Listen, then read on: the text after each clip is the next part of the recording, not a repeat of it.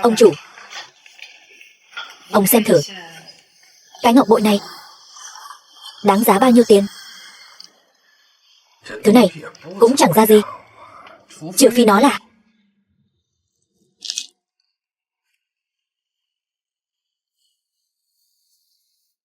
Ông chủ, ngọc bội này cũng được đấy. Chỉ là không biết người muốn cầm cố bao nhiêu tiền. Là cầm cố sống hay sao? Cầm cố sống 160 vạn. Ta đang rất cần tiền, ông chủ giúp ta với 160 vạn. Người có hơi làm khó ta rồi. Cái tiệm nhỏ này của ta không chịu nổi cái giá trên trời của ngươi đâu. Đừng vội, ta gửi ảnh vào nhóm đồng nghiệp, xem có ai mua được không.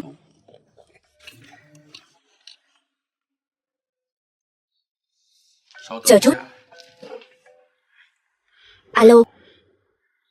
The film was translated and narrated by M Media. Được, ta biết rồi. Ta biết rồi.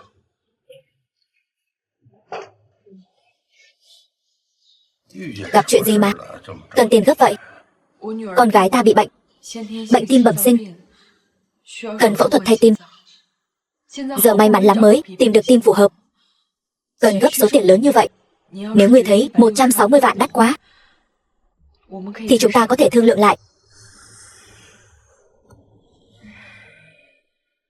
Được, 160 vạn thì 160 vạn. Ai bảo ta cũng là người có con gái chứ. Người ký hợp đồng này đi, ta sẽ chuyển khoản cho người ngay.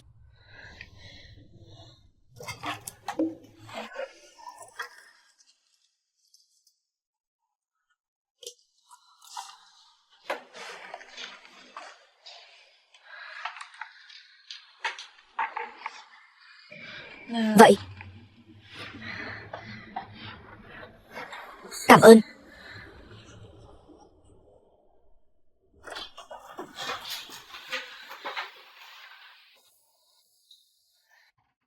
Mẹ đừng khóc.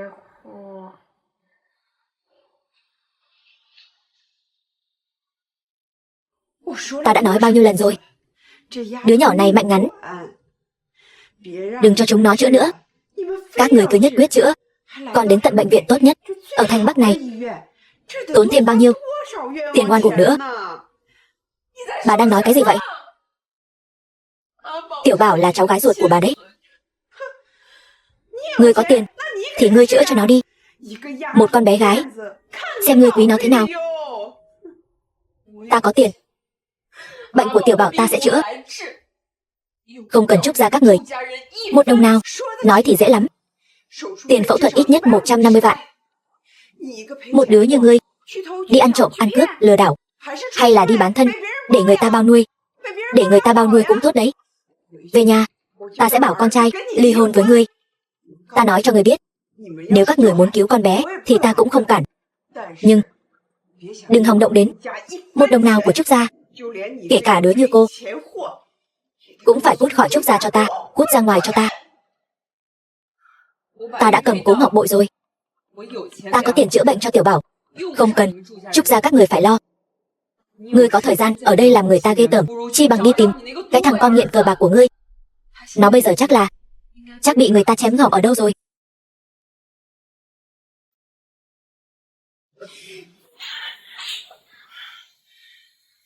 Hay cho ngươi, còn tiện nhân không giữ tiết hạnh, có ai nguyên rủa chồng mình như ngươi không?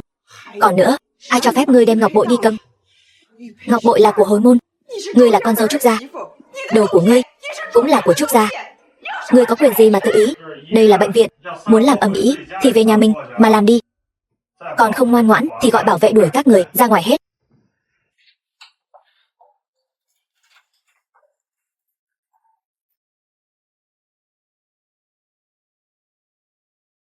Tiểu Bảo, con còn khó chịu không?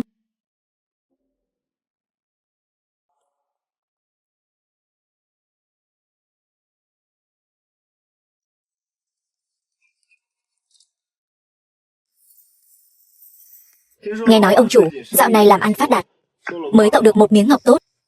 Không biết có thể cho ta xem qua được không? Vũ thiếu gia, người thật khách sáo. Người cứ xem thoải mái.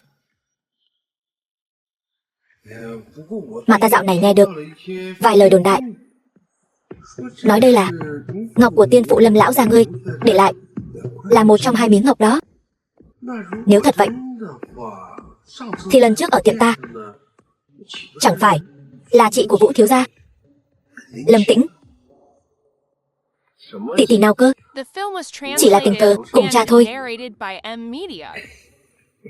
Cũng như ông chủ tình cờ thích mấy cô em gái của ta vậy. Ông chủ cũng là người sảng khoái. Ta không quan tâm ông đã bỏ ra bao nhiêu tiền cho miếng ngọc này, cũng không cần biết là cầm sống hay gì. Từ giờ trở đi, miếng ngọc này là của ta. Tiền thì ông cứ tìm lão Ngô mà lấy. Gái thì hôm nay ông cứ chọn thoải mái, chơi vui vẻ nhé. Ta đi trước đây. Ngươi đến đây làm gì? Không sợ chủ nợ tìm đến bệnh viện? Bệnh tình của Tiểu Bảo không thể trì hoãn được nữa, ta đã gom đủ tiền rồi. Đợi khi nào ca mổ của Tiểu Bảo xong thì ta sẽ ly hôn với ngươi. Đừng giống như mẹ ngươi, nói cái gì mà ta làm lỡ tiền đồ tươi sáng của ngươi. Ta nghe mẹ ta nói, ngươi đã bán một miếng ngọc bội, ít nhất cũng đáng 150 vạn. Ta thấy bệnh của Tiểu Bảo vẫn còn cầm cự được một thời gian nữa. Ngươi có thể đưa số tiền đó cho ta trước không?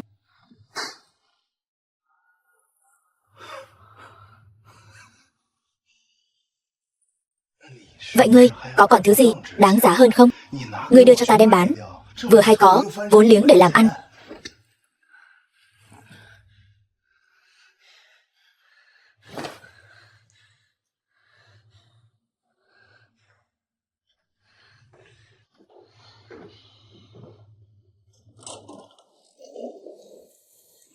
Đại ca, sao lại vẫn đuổi tới tận nhà rồi? Ta chỉ nợ hơn 100, ngươi cho khất thêm 2 ngày. Đại ca, ai là đại ca của ngươi? Lại đây gọi ông nội, cho ngươi một cơ hội đổi đời. Lâm Tĩnh có phải phu nhân của ngươi không? Ta đến để giao dịch với ngươi. Giao dịch gì?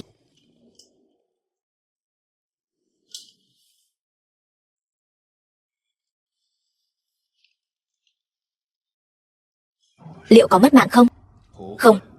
Làm theo lời ta nói, sau khi việc thành, ngươi sẽ có 300 vạn. Tiểu thư, không ngờ ngươi vẫn luôn ở Bắc Thành. Ngươi vẫn khỏe chứ? Mã thúc, lâu rồi không gặp. Nếu hôm nay ngươi đến để xem trò cười của ta, vậy thì ngươi quả thực đã làm được. Nhưng ta gần đây không có thời gian để dây dưa với các người. Ngọc bội gia truyền ta đã cầm cố rồi. Ta cũng không sợ các người đi mách lẻo với đôi mẹ con kia. Tiểu thư, ngươi cũng biết đấy, gia nghiệp nhà họ Lâm là do hắn và mẫu thân của ngươi cùng nhau gây dựng. Gia đình cần ngươi. Ngươi hãy về với ta, gặp lão gia. Gặp.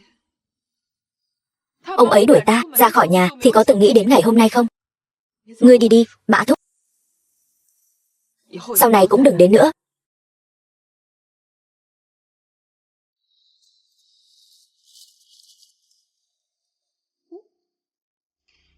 Đây là của một người ông đáng yêu, đưa cho đó là của bà ngoại để lại cho mẹ.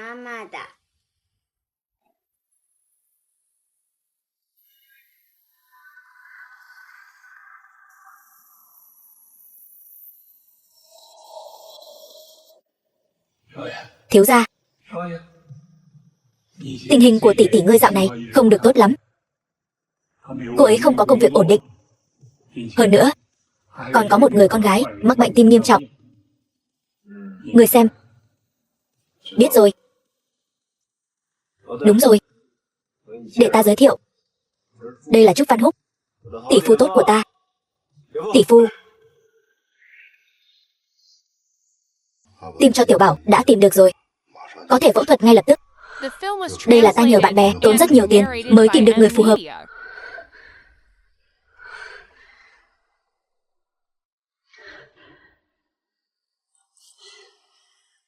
Đang phẫu thuật.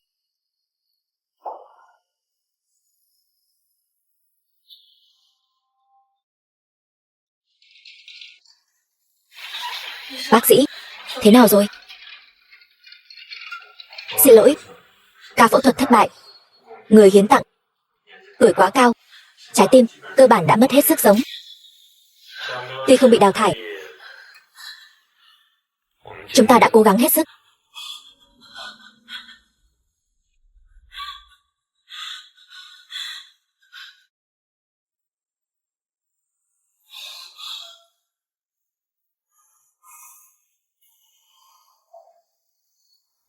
Không ngờ chứ gì. Ngươi dùng tim của cha ngươi để cứu con gái ngươi.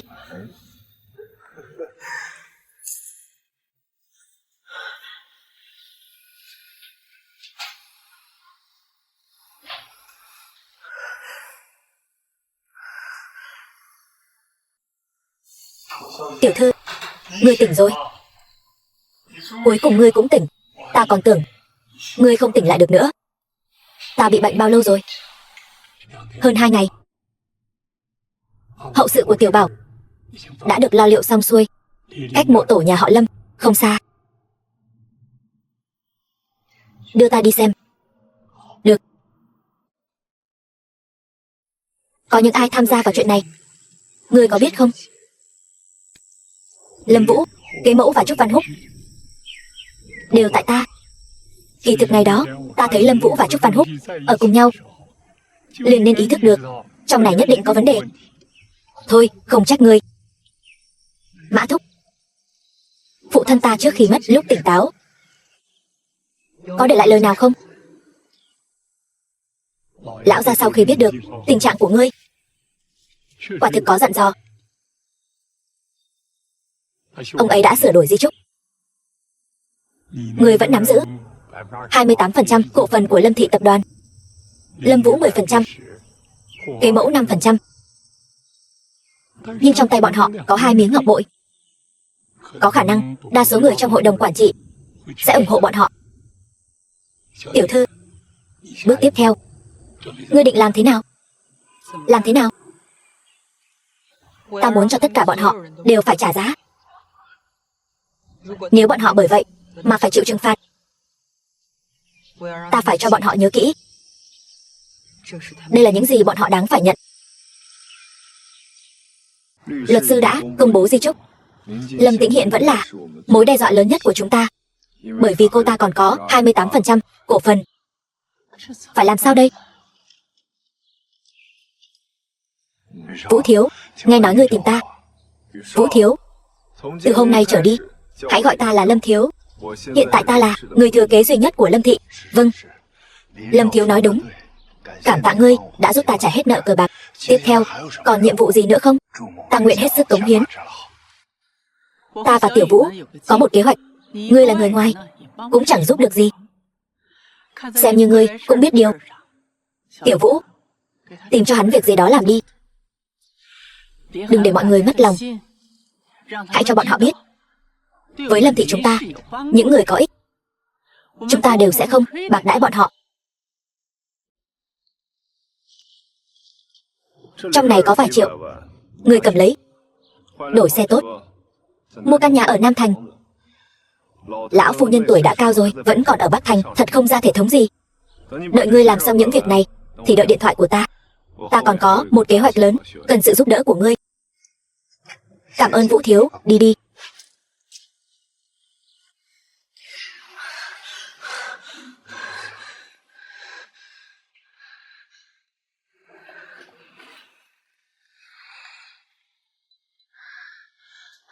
Mã Thúc,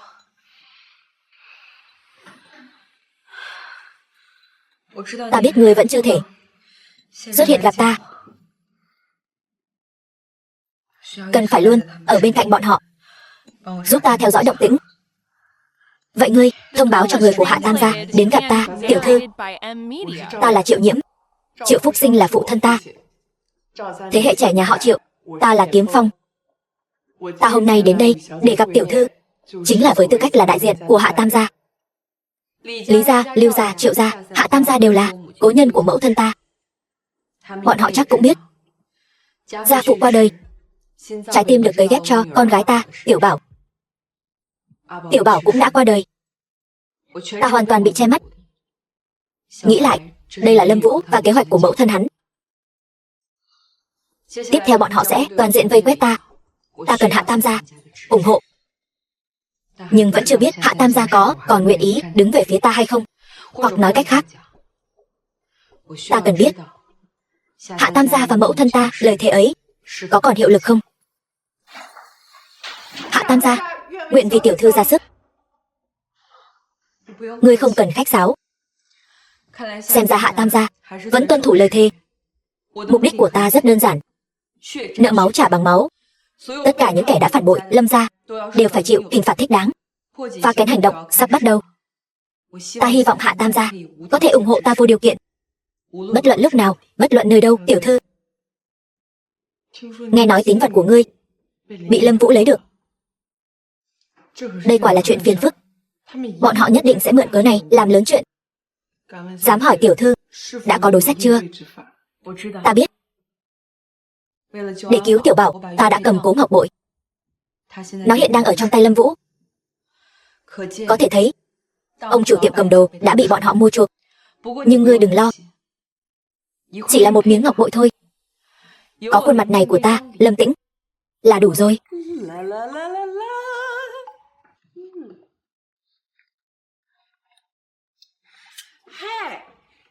Nhẹ tay thôi, đừng làm hỏng đồ của ta. Căn phòng đó toàn là rác, không cần dọn gì cả. Mấy người cứ dọn mấy thứ ta đã đóng gói là được rồi.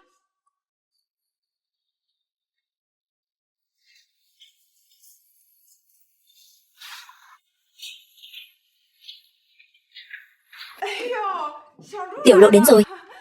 Nói cho người biết nhé, ta sắp chuyển đến Nam Thành ở rồi. Con trai ta giờ rất thành đạt, mua cho ta một căn nhà to. Đúng rồi, cái đó ta sẽ thường xuyên quay lại thăm mọi người, sẽ không quên mọi người đâu. Chúc mừng chuyển nhà nhé. Dọn dẹp thế nào rồi? Nói đến chuyện này, dọn dẹp mấy hôm rồi, thêm mấy ngày nữa về cơ bản là xong hết. Đúng vậy, Trúc mẫu có chút ngượng ngùng. Căn nhà này đã bán rồi. Chủ nhà nói yêu cầu bà hôm nay phải dọn đi. Cái gì?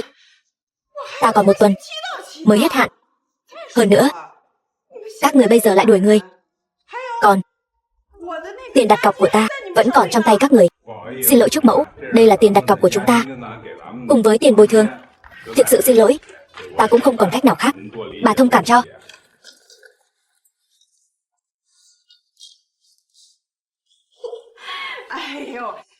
Các người xem, làm gì mà đột ngột vậy? Cái bà gầy gò kia nói bà đấy. Nhanh lên, đồ sao chổi.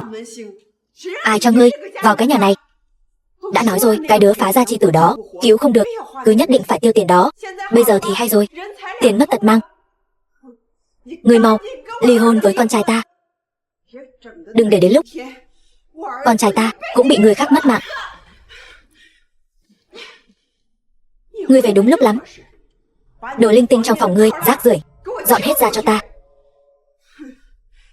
Bây giờ căn nhà này đã bán rồi. Con trai ta sẽ đưa ta đến Nam Thành ở đó. Ngươi đừng có tìm đến đấy. Nhìn cái bộ dạng chó mất chủ của ngươi kia, giống con cẩu thật. Tiểu Lộ, sao vẫn chưa dọn xong? Là tiền ta đưa không đủ sao? Lâm tổng này, đừng có đứng ngay ra đó nữa. Lâm tổng nói rồi, căn nhà này phải dọn sạch. Không ai nghe thấy sao? Đồ sao chổi nhà ngươi, đây là bám víu đại gia nào rồi? Làm cái gì đấy? Giống xã hội đen vậy. Được, ngươi cứ đợi đấy. Ta sẽ gọi ngay con trai ta về, để ta cho các người xem con trai ta bây giờ có bao nhiêu bản lĩnh.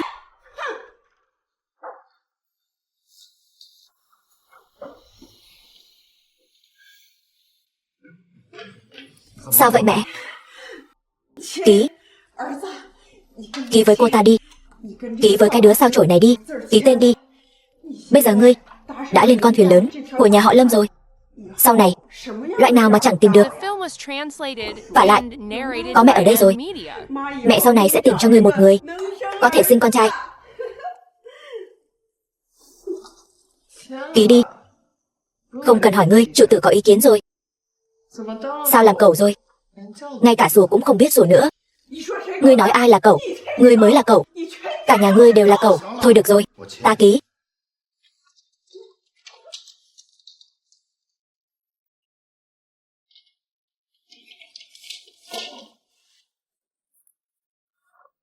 Bám vào Lâm gia, con thuyền lớn này. Sao lại quên mất? Ta cũng họ Lâm. Thuyền của Lâm gia sắp đổi thuyền trưởng rồi. Ta hy vọng các ngươi thật sự biết bơi chó. Đi thôi.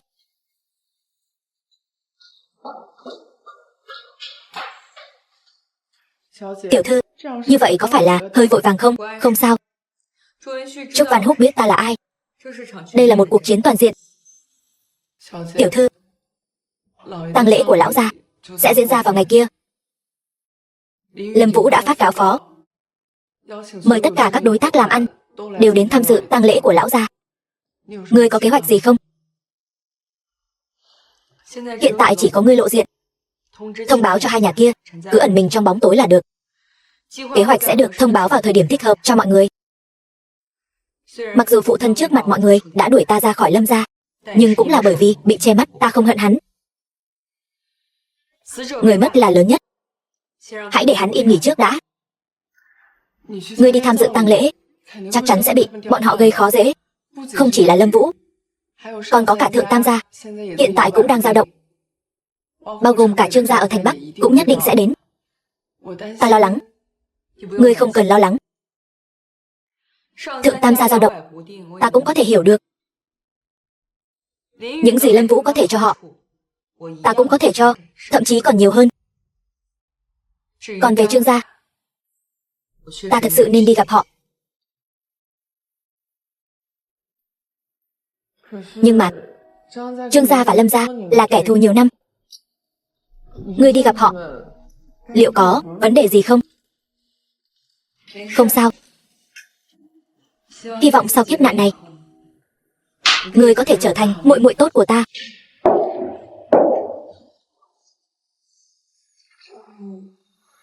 Vị này là... Đây là thư ký tiểu thạc của ta. Vị này là Lâm Tĩnh, thiên kim Lâm gia. Trương bá bá. Vậy ta xin vào thẳng vấn đề. Nói đi. Lâm gia và Trương gia luôn có mâu thuẫn, nhưng không phải thù truyền kiếp.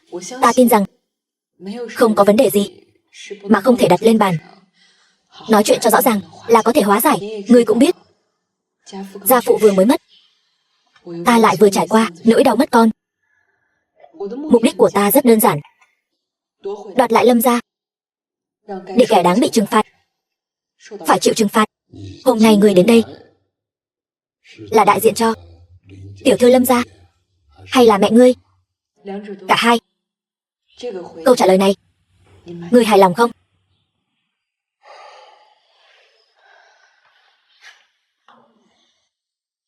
Nguyện vọng và yêu cầu của ngươi ta đã biết.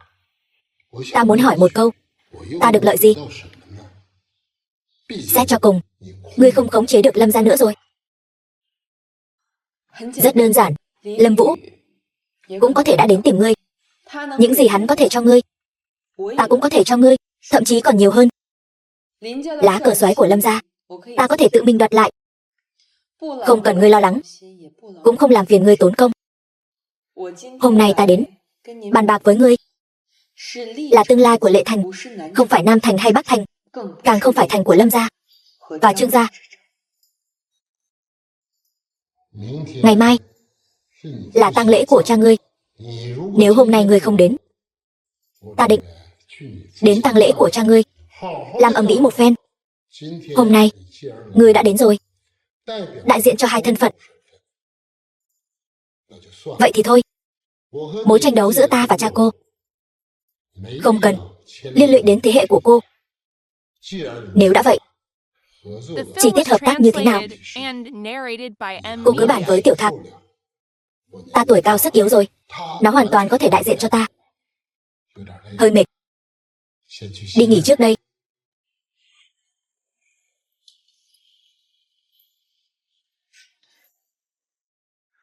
Thúc thúc, gì? Luật sư đã công bố di chúc. Như mọi người đều đã biết, người chị gái đã bị đuổi ra khỏi nhà của ta, vẫn còn cổ phần, thậm chí đã vượt qua ta và mẹ. Nhưng ngọc bội gia đình để lại cho chị ta đã ở trong tay ta.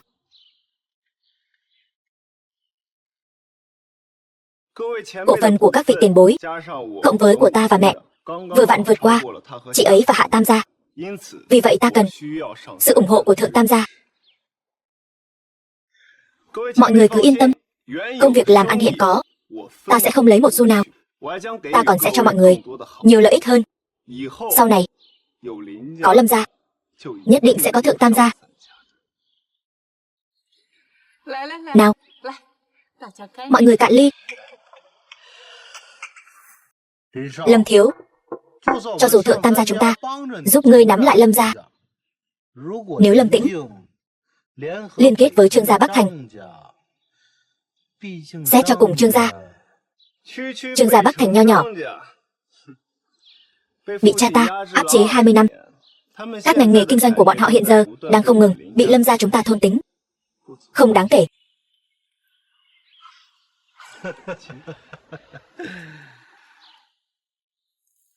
Lâm thiếu, Thượng Tam gia đã rời đi rồi.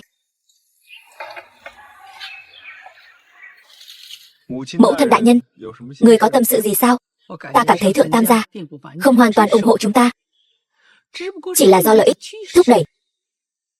Nếu chỉ là giao thiệp về lợi ích, vậy nếu Lâm Tĩnh đưa ra cho họ điều kiện tương tự, thậm chí tốt hơn chúng ta,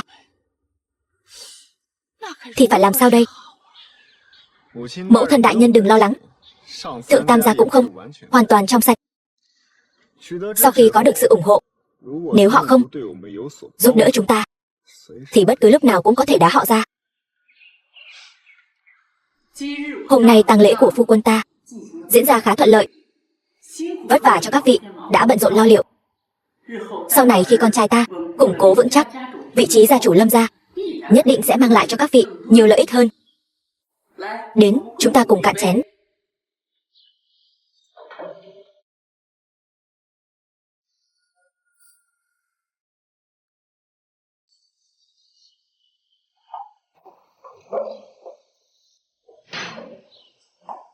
Người cái tên hung thủ sát hại cha ta, vậy mà còn dám bước chân vào Lý gia ta.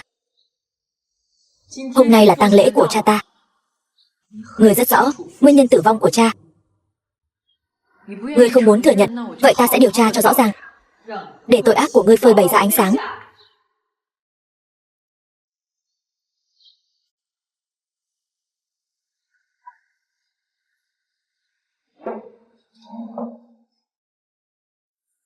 Đứng dậy.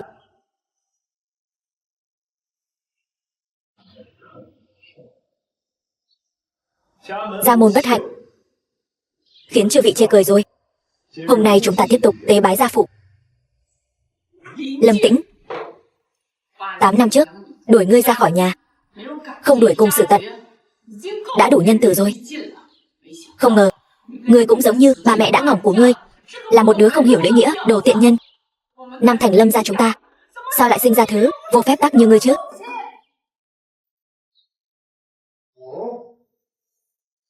Ta muốn xem thử Lâm lão ngũ sau này đã rước thứ gì về. Trong ngày này mà dám ăn nói hàm hồ Trương lão gia. Nếu ta nhớ không nhầm thì ta nhớ chúng ta không mời ngươi đến nhà. Sao? Ngươi đến xem trò cười của Lâm gia sao? Trò cười của Lâm gia? Lâm gia bây giờ cũng xứng sao? Lâm lão ngũ ơi Lâm lão ngũ, 2 năm trước nghe nói ngươi bệnh nặng, không ngờ hôm nay ngươi lại ra đi như vậy, thật là trớ trêu thay. Hai chúng ta tranh đấu bao nhiêu năm, ngươi lại ra đi trước ta, để lại ta một mình trên cõi đời này, thật là vô vị. Cái cơ nghiệp Lâm gia các ngươi dựa vào đám người tầm thường này, thật sự có thể giữ vững được sao? Trương bá bá, ngươi và gia phụ là chỗ quen biết cũ, Hôm nay là ngày trọng đại của lão gia. Ta kính ngươi là bậc trưởng bối, nhưng lời nói cũng đừng nói quá khó nghe. Trương gia Bắc Thành chẳng lẽ nghĩ rằng bây giờ có thể hoàn toàn áp đảo Lâm gia chúng ta sao? Thằng nhãi danh con nhà ngươi, ngông cuồng ngạo mạn, chẳng giống Lâm lão ngũ chút nào, lại giống như là cái đồ mụ già không hiểu chuyện này. Ngươi, ta cái gì mà ta và Lâm lão ngũ tranh đấu hơn 20 năm. Ở Lệ Thành, chúng ta đều là từ đống tử thi mà bỏ ra. Nếu không có cha ngươi, toàn bộ Lệ Thành này đều là thiên hạ của Trương gia ta.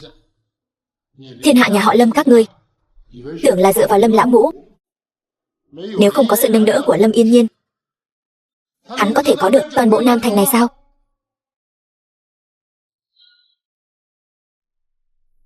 Lâm Tĩnh đại diện Lâm gia, cảm tạ Trương bá bá đến tiễn đưa ra phụ đoạn đường cuối cùng. Ngươi là cái thá gì, có tư cách gì đại diện Lâm gia? Hôm nay ta đến đây có hai việc. Việc thứ nhất, ta đến tiễn biệt người bạn cũ này của ta. Là địch cũng được, là bạn cũng vậy. Lệ Thành mưa gió 20 năm, dựa vào nỗ lực của mọi người, ta muốn nói với các vị, Lâm lão ngũ đã đi rồi. Lệ Thành này không thể đổi trời được. Việc thứ hai chính là Trương gia Bắc Thành chúng ta chỉ công nhận Lâm Tĩnh Nam Thành.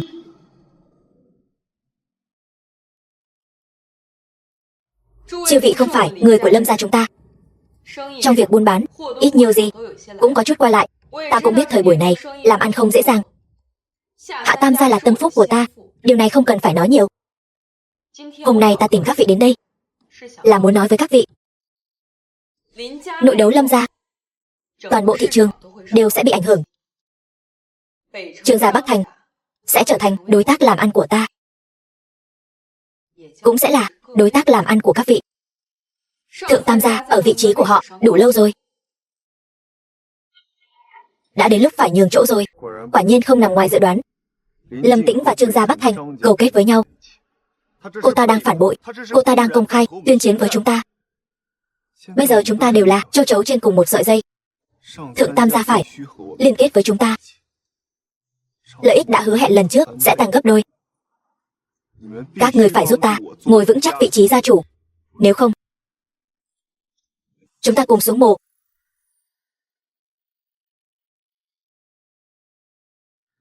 Vũ Nhi đừng nóng vội, nói chuyện cho tử tế với các huynh đệ tỷ muội. Mọi chuyện vẫn chưa đến mức không thể cứu vãn được. Nếu Lâm Tĩnh và Trương gia liên minh, thì ở Lâm gia chúng ta vẫn là một khối thống nhất. Chỉ cần chúng ta liên minh, không ai có thể lay chuyển vị trí của chúng ta.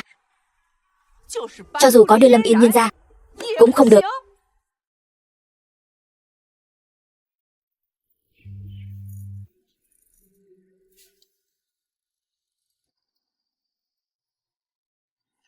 Nghe nói hai người đã ly hôn rồi. Vâng, Lâm thiếu gia, ta lúc đó định gọi điện cho ngươi để nói chuyện này, nhưng lúc đó bình thường làm gì vậy? Hay nói cách khác, ngươi có thể giúp ta làm gì đó không? Biết trước đây ngươi thích đánh bạc, ta cũng không ngại. Bây giờ ta giao cho ngươi một nhiệm vụ. Ta không quan tâm ngươi dùng cách nào cũng phải hoàn thành cho ta. Ngươi cứ nói, dù là lên núi đao hay xuống biển lửa, ta đều có thể hoàn thành. Tốt. Ta không quan tâm ngươi dùng cách nào, quay lại bên cạnh Lâm Tĩnh, theo dõi cô ta. Ta cần tất cả mọi động tĩnh của cô ta, hiểu chưa? Ta biết ngươi có rất nhiều điều băn khoăn, nhưng ta không biết có thể cho ngươi câu trả lời ngươi muốn hay không. Ta tuổi đã cao, bây giờ là thời đại của những người trẻ tuổi các ngươi rồi. Ngươi thường kể cho ta nghe một số suy nghĩ của ngươi, ta luôn phản đối. Không phải là ta không tin ngươi, cũng không phải lão già này ham mê quyền lực không chịu buông bỏ, mà là vì trước đây thời cơ chưa đến.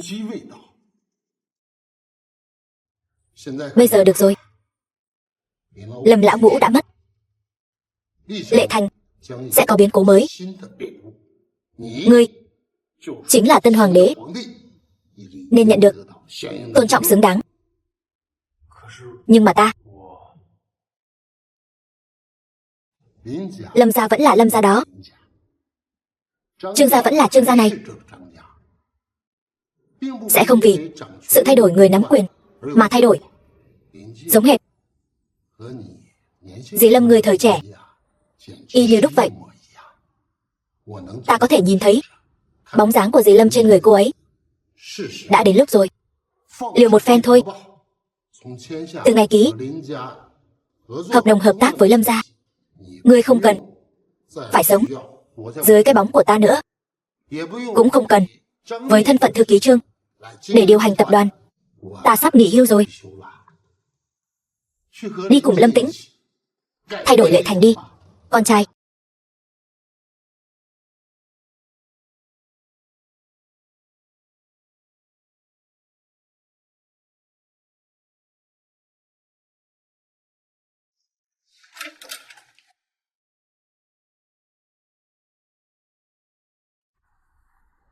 Sao vậy? Lâm Vũ, Lâm công tử, lại giao nhiệm vụ gì cho ngươi nữa rồi? Không có gì. Lâm công tử gì chứ? Khỉ gió. Cái loại đệ đệ văn rốt võ giác của ngươi có thể sắp xếp cho ta nhiệm vụ gì? Không phải vừa mới dùng tiền của hắn mua nhà mới cho lão mẫu thân ngươi sao? Nhanh như vậy đã quên ân nhân rồi sao? Ngươi không mời ta vào ngồi một chút sao?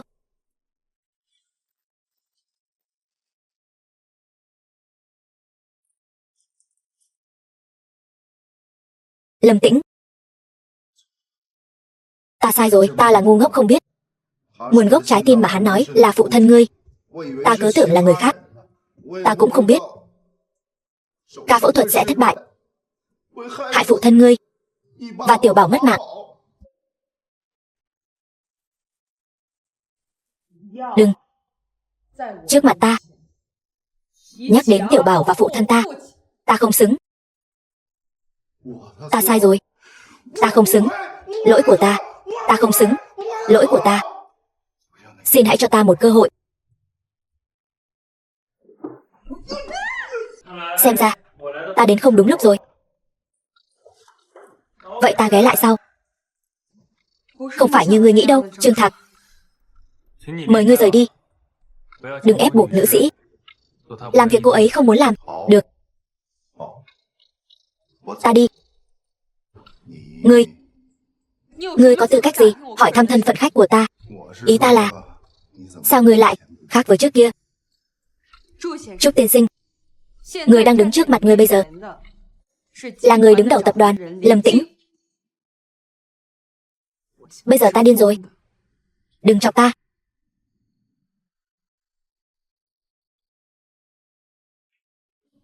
Không sao chứ? Không sao. Bây giờ cứ coi hắn là một con cẩu ghẻ. Quản hắn làm gì? Không sao là tốt rồi. Ngồi đi.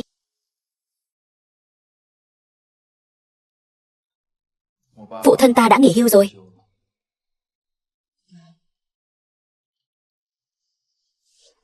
Cứ nói đừng ngại. Vậy ta nói thẳng luôn. Phụ thân ta đã nghỉ hưu. Bây giờ ta là chủ tịch của Trương thị tập đoàn. Nhưng trước khi đi, hắn nói thay đổi lập trường rồi sẽ đến tìm ngươi. Bá phụ thật sự rất yêu mến ta. Nhưng ngươi cũng biết ta và Lâm gia bất hòa. Nếu liên minh với ta, ngươi không sợ sao? Sợ sao? Mục đích ta đến đây chính là liên minh với ngươi. The film was translated and narrated by M Media. Nói hay lắm. Vậy ngươi cho rằng như thế nào mới có thể trở nên mạnh mẽ? Ta nghĩ chúng ta nên đoàn kết lại, nhất trí đối ngoại, từ từ mưu tính. Cái gọi là ngựa tam gia đều sẽ không phải là vấn đề lớn. Đương nhiên rồi.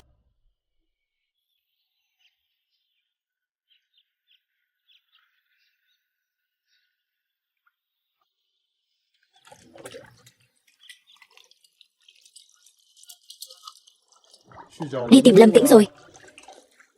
Đúng vậy. Đã bàn bạc xong rồi.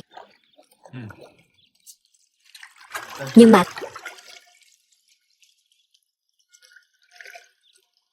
chuyện này rất bình thường. Vốn dĩ là hai công ty, hai doanh nghiệp. Ngươi đột ngột đến thăm như vậy, chắc chắn sẽ khiến người ta nghi ngờ. Nhưng thời gian có thể chứng minh tất cả. Cô gái này rất thông minh. Ta hiểu rồi.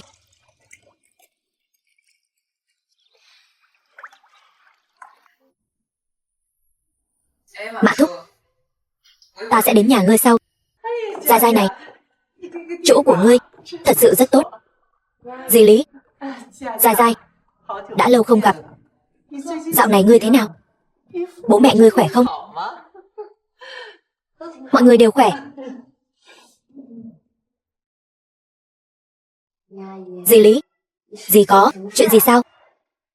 Giai Giai, ngươi cũng biết đấy, chú Lâm của ngươi mới mất không lâu. Dì cũng đã có tuổi rồi, cũng phải nghĩ cho bản thân chứ.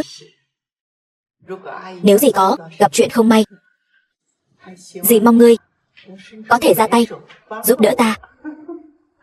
Mẹ, ngươi đang làm gì vậy?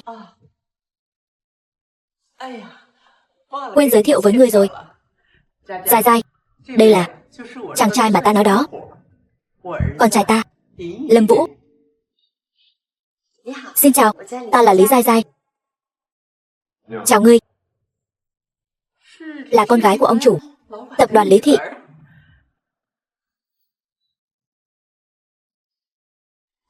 Không sao, dì ngồi đi, ngồi đi. Con dâu thấy thế nào? Cũng được.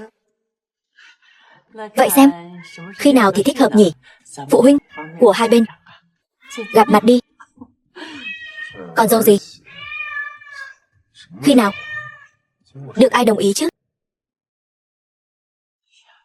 Ngươi nói gì vậy? Ngươi thấy Giai Giai có gì không tốt? Mặt nào không xứng với ngươi? Người đẹp, tối nay khách sạn Hilton, phòng 888.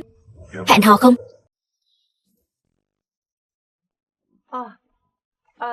Chuyện là hôm nay cũng muộn rồi. Vậy chúng ta về trước nhé. Đi luôn rồi.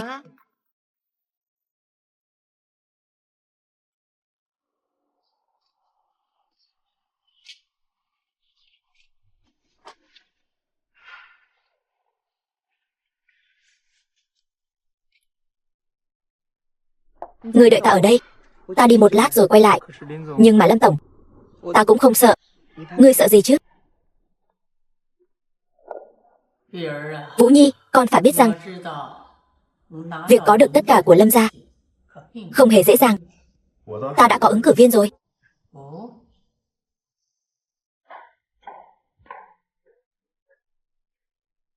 Ngươi đến đây làm gì? Ta đến để lấy thứ thuộc về ta. Hình như không cần ngươi lo. Đáng lẽ lúc trước nên vứt hết đồ của cô ta ra khỏi đây, vứt vào thùng rác. Ngươi đang làm gì vậy? Lâm Tĩnh, đây là nhà họ Lâm. Đúng vậy, đây là Lâm gia. Muốn liên hôn, thật là mưu mô xảo quyệt.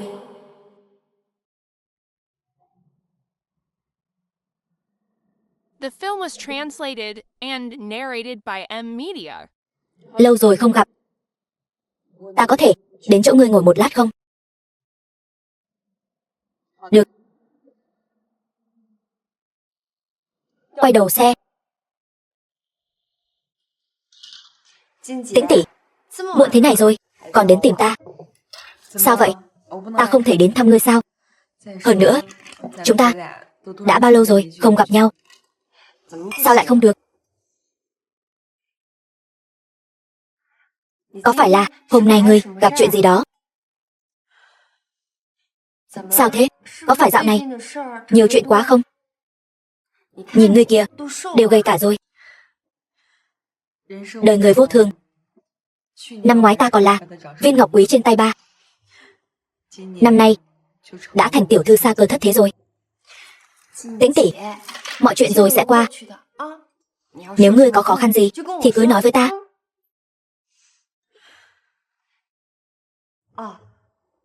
Hôm nay ngươi tìm ta, có chuyện gì sao? Sao thế? Ta có việc muốn nhờ ngươi giúp. Không biết ngươi có đồng ý không? Ngươi có chuyện gì? Cứ nói, gia phụ mất rồi. Mẹ kế ta muốn đuổi ta ra khỏi nhà. Giờ ta một thân một mình, nên ta rất mong nhà ngươi giúp ta. Ta... Sao vậy? Có chuyện gì xảy ra sao? Ta... Có ai đến tìm ngươi sao? Ta hiểu rồi. Vậy ta xin phép đi trước. Không có. Tĩnh tỷ. Sao vậy? Lâm thúc lúc sinh thời đối xử với ta tốt lắm. Alo, Lâm thiếu hả? Lâm Tĩnh phát điên rồi. Ngươi phải cẩn thận. Biết rồi.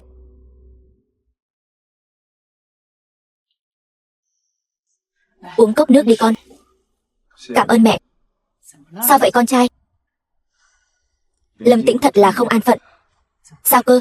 Thằng ngốc nhà họ Trúc vừa báo cho con biết. Lâm Tĩnh điên lắm rồi. Cứ điên đi. Chỉ cần nó không động vào cổ phần của công ty là được rồi. Nếu nó dám động vào thì con tính sao? Thì tiễn nó đi gặp con gái yểu mạnh của nó thôi. Biết rồi. Còn Lâm Tĩnh này đúng là sao chổi. Con khốn đó chỉ muốn chọc tức ngươi thôi. Giờ ngươi cũng biết rồi đấy, mối đe dọa lớn nhất của chúng ta chính là nó. Cô ta chính là biết ngươi tuổi cao rồi, cố ý chọc tức ngươi đấy. Ngươi nếu có chuyện gì không hay xảy ra, vậy chẳng phải như ý cô ta. Cô ta thật là khôn khéo, giả vờ đáng thương. Nếu không thì ta trực tiếp trừ khử cô ta. Hồ đồ. Vậy ngươi nói có cách nào? Ngụy tạo chút chứng cứ, nói cô ta ăn cắp bí mật công ty, theo dõi sát sao cô ta là được. Bất quá phải cẩn thận, nhất định đừng để lộ tin tức. Tốt thì tốt đấy, tiết kiệm thời gian công sức. Nhưng chúng ta nên làm thế nào? Lừa cô ta đến nhà mình làm khách, chúng ta đừng lộ diện. Người đâu? Có chuyện gì phân phó? Ngươi đi theo dõi Lâm Tĩnh cho ta. Còn có Hạ Tam gia, hành động của chúng có tình huống gì lập tức bẩm báo ta. Nhớ kỹ, tuyệt đối đừng để lộ tin tức. Một khi bại lộ, ta sẽ hỏi tội ngươi. Dạ, lập tức đi làm. Đi đi.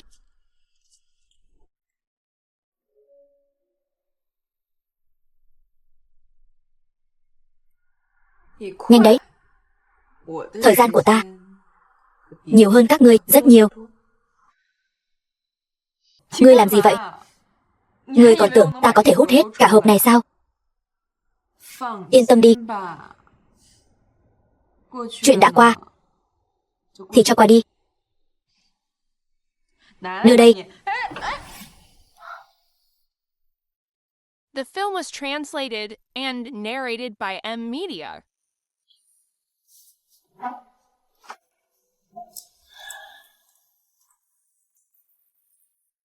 Ngươi đã có chủ ý, vậy ta không tiện vượt quyền. Vượt quyền gì chứ?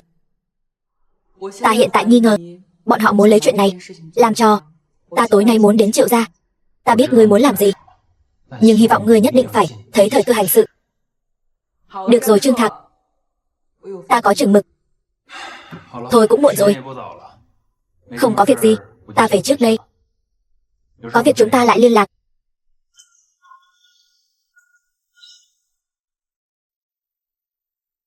Ta hôm nay đến đã đủ làm phiền ngươi rồi. Thật ngại quá. Vậy ta vào thẳng vấn đề. Ngươi nói gì vậy? Ngươi đến nhà ta, ta và người nhà ta đều rất hoan nghênh ngươi. Kế hoạch của chúng ta cũng đang tiến hành ổn định. Ngươi hôm nay đến Là có chủ ý mới nào sao? Tiểu Nhiễm, ngươi cũng biết ta luôn rất cầu tiến. Việc ta muốn làm nhất định phải làm được. Tiểu Nhiễm, tuy ngươi là Hạ Tam gia, đại diện hợp tác với ta, nhưng ta vẫn hy vọng Hạ Tam gia có thể thêm chút thành ý trong việc nắm lại quyền kiểm soát Lâm gia. Mong là ở trong chuyện này trợ giúp ta một tay. Hay lắm. Ta biết mà, ngươi đang giở trò bịp bợm. Ta xem ngươi làm thế nào. Sao cơ? Giúp ngươi một tay. Có gì? Có thể nói cho đàng hoàng không? Ta không cần thiết phải nói gì với cô ta. Dù sao ta cũng là mẹ của nó. Lâm Tĩnh, bây giờ đi theo ta. Lâm phu nhân, khẩu khí thật lớn. Ngươi đừng quên, đây là Triệu gia ta. Hơn nữa, Lâm Tĩnh dù sao cũng là chủ tịch. Các người mời bà ta ra ngoài. Ở đây không tiện tiếp đãi bà. Lâm phu nhân, cũng muộn rồi, về sớm nghỉ ngơi đi. Ngươi cứ đợi đấy. Muốn nói gì thì nói. Bà già ngươi giả vờ cái gì? Đừng tưởng những chuyện ngươi làm người khác không biết. Ta làm gì chứ? Ngươi nói đi. Chỉ cần ngươi ngoan ngoãn nghe lời ta, bán căn nhà mới này cho ta, ta nhất định sẽ không tìm ngươi gây phiền phức. Còn cả cái thằng con bảo bối của ngươi, đừng hòng.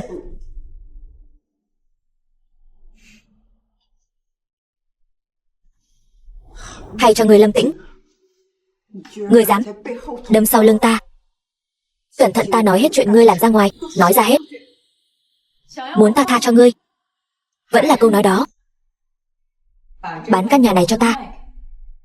Ngươi đừng vội. Chỉ cần ngươi nghe lời ta, ngoan ngoãn ra khỏi đây, chúng ta coi như huề nhau. Khó trách con gái ngươi mất mạng.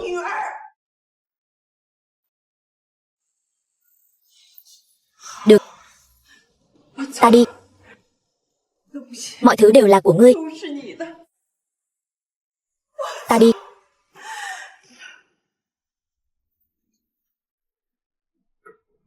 Mẹ, làm sao vậy?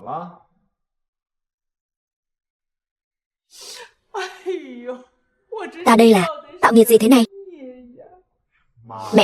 Mẹ rốt cuộc làm sao vậy? Con gái của Lý Yên Nhiên dám đe dọa ta. Sao vậy? Con khốn này dám cấu kết với người ngoài, muốn thâu tóm sản nghiệp Lâm gia. Cái gì? Con khốn này, nó dám cấu kết với hạng hạ lưu. Cái gì? Sao lại thế này? Không được. Ta sẽ không để cho nó dễ dàng đạt được mục đích. Trong công ty còn có một số người thân tín của ta. Ta nhất định phải lật ngược thế cờ. Bây giờ ta sẽ đi cầu xin Lý gia. Chỉ có tăng cường hợp tác với bọn họ mới có thể cứu vãn Lâm gia chúng ta. Dì Lâm, con dâu tương lai của ta, ngươi đến làm gì? Bớt giở trò với ta. Không ngờ nhà họ Lâm các người lại là loại người như thế này. Chúng ta cũng có nỗi khổ tâm riêng. Ngươi hãy tha cho dì lần này đi. Nhưng ngươi, chẳng phải ngươi vẫn vì bản thân mình sao? Không phải như vậy. Nhà họ Lâm chúng ta thật lòng muốn kết thông gia với nhà họ Lý. Ngươi dám thể độc không? Giai Giai, sao ngươi lại biến thành ra thế này? Ngươi có phải coi ta là kẻ ngốc không? Sao có thể như vậy được? Không đúng, không phải có thể, mà là nhất định. Lý Giai Giai, sao ngươi dám ở nhà họ Lâm mà làm càn? Mẹ ta luôn là trụ cột của nhà họ Lâm, là bùa hộ mệnh. Vậy mà ngươi dám bất kính với bà ấy. Bảo vệ. Tống cổ người phụ nữ không hiểu quy củ này ra ngoài cho ta. vĩnh viễn không được bước vào nhà họ Lâm nửa bước. Đừng chạm vào ta. Ngươi cứ đợi đấy.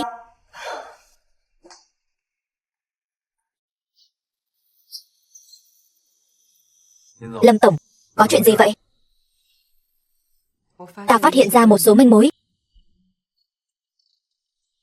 Có chuyện gì? Xảy ra sao? Hai mẹ con nhà họ Lâm đó chắc là muốn ra tay với chúng ta rồi. Hai mẹ con Lâm Vũ muốn gây sự với chúng ta đã không phải chỉ 1-2 ngày rồi. Nhưng mà bây giờ tại sao lại muốn ra tay chứ?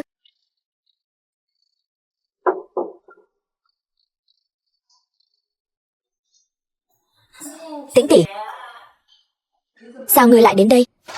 Thật quá đáng quá. Ai dám bắt nạt người chứ? Chẳng phải là hai mẹ con nhà họ Lâm đó sao? Mẹ thì giả điên giả khùng, con trai thì càng ngông cuồng hống hách. Từ nhỏ đến lớn đều là người bắt nạt người khác. Sao lại bị người khác bắt nạt được chứ? Mẹ ngươi đã di cư ra nước ngoài rồi. Bà ấy không thể không nói cho ngươi biết chứ. Lâm Tĩnh, nói sao thì vợ chồng một đêm còn hơn 100 ngày ân nghĩa. Bây giờ ngay cả ta ngươi cũng muốn dồn đến đường cùng sao? Dù ta nói thế nào thì ta cũng là chồng ngươi.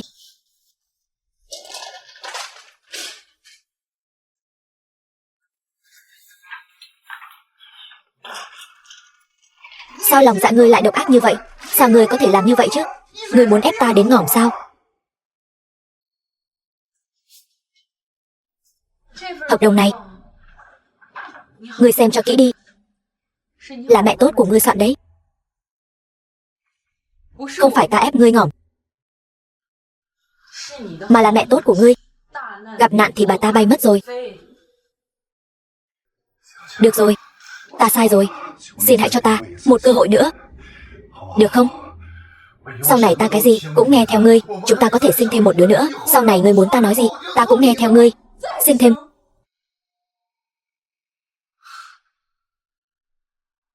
Trúc Văn Húc, hôm nay ta gọi ngươi đến, ta chính là muốn nói cho ngươi biết. Ta Lâm Tĩnh muốn xem thử người biến thành cẩu sẽ là cái dạng gì.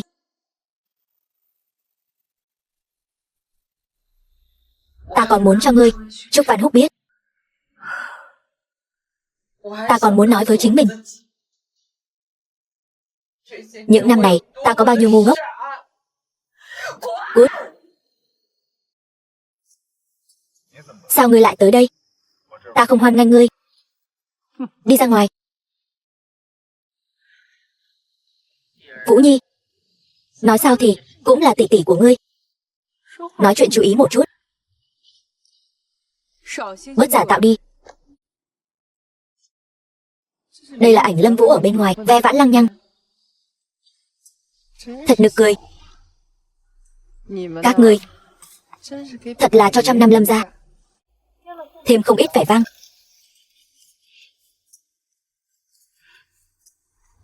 Ngươi,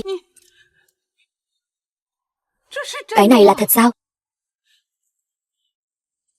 Ngươi tốt nhất nên rõ ràng vị trí của mình. Tất cả của Lâm gia đều là cha mẹ ta gầy dựng nên. Lâm gia vốn dĩ nên thuộc về ta. Đối với ta, ngươi còn non lắm. Sao ngươi dám?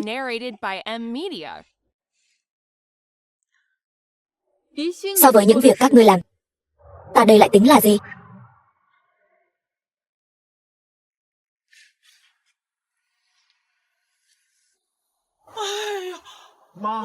Mẹ! Mẹ, ngươi sao rồi? Mẹ, thấy thế nào rồi?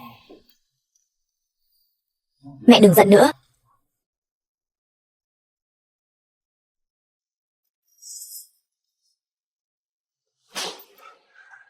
Đồ tiện nhân, thâu tóm cổ phần rồi, còn tới làm gì? Không ngờ ngươi cũng cứng đầu đấy. Mẹ, Lâm Tĩnh cô ta chính là tai họa. Những bức ảnh đó tuyệt đối là do cô ta giở trò. Người đâu?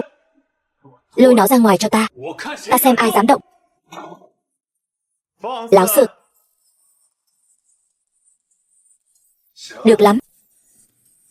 Đồng bọn cũng đông đấy.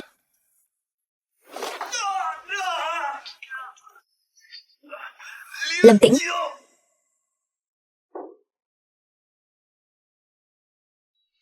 Sao còn chưa tới vậy?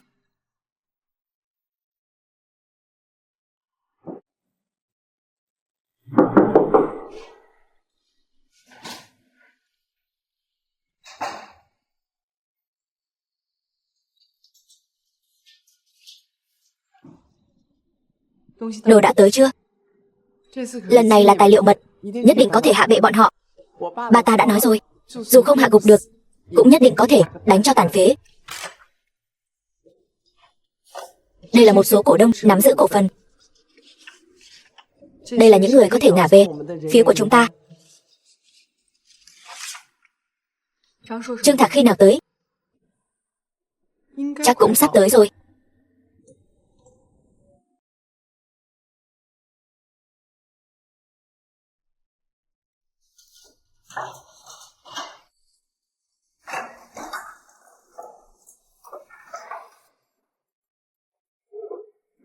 Ngươi tới làm gì? Mở cửa trễ vậy. Người đâu? Giấu cái gì đấy? Đưa ra đây.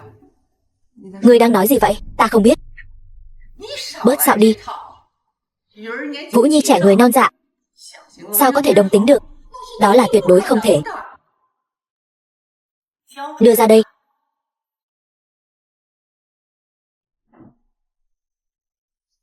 Ta nói này Lâm Tĩnh, ngươi nói coi, dù sao cũng là người Lâm gia.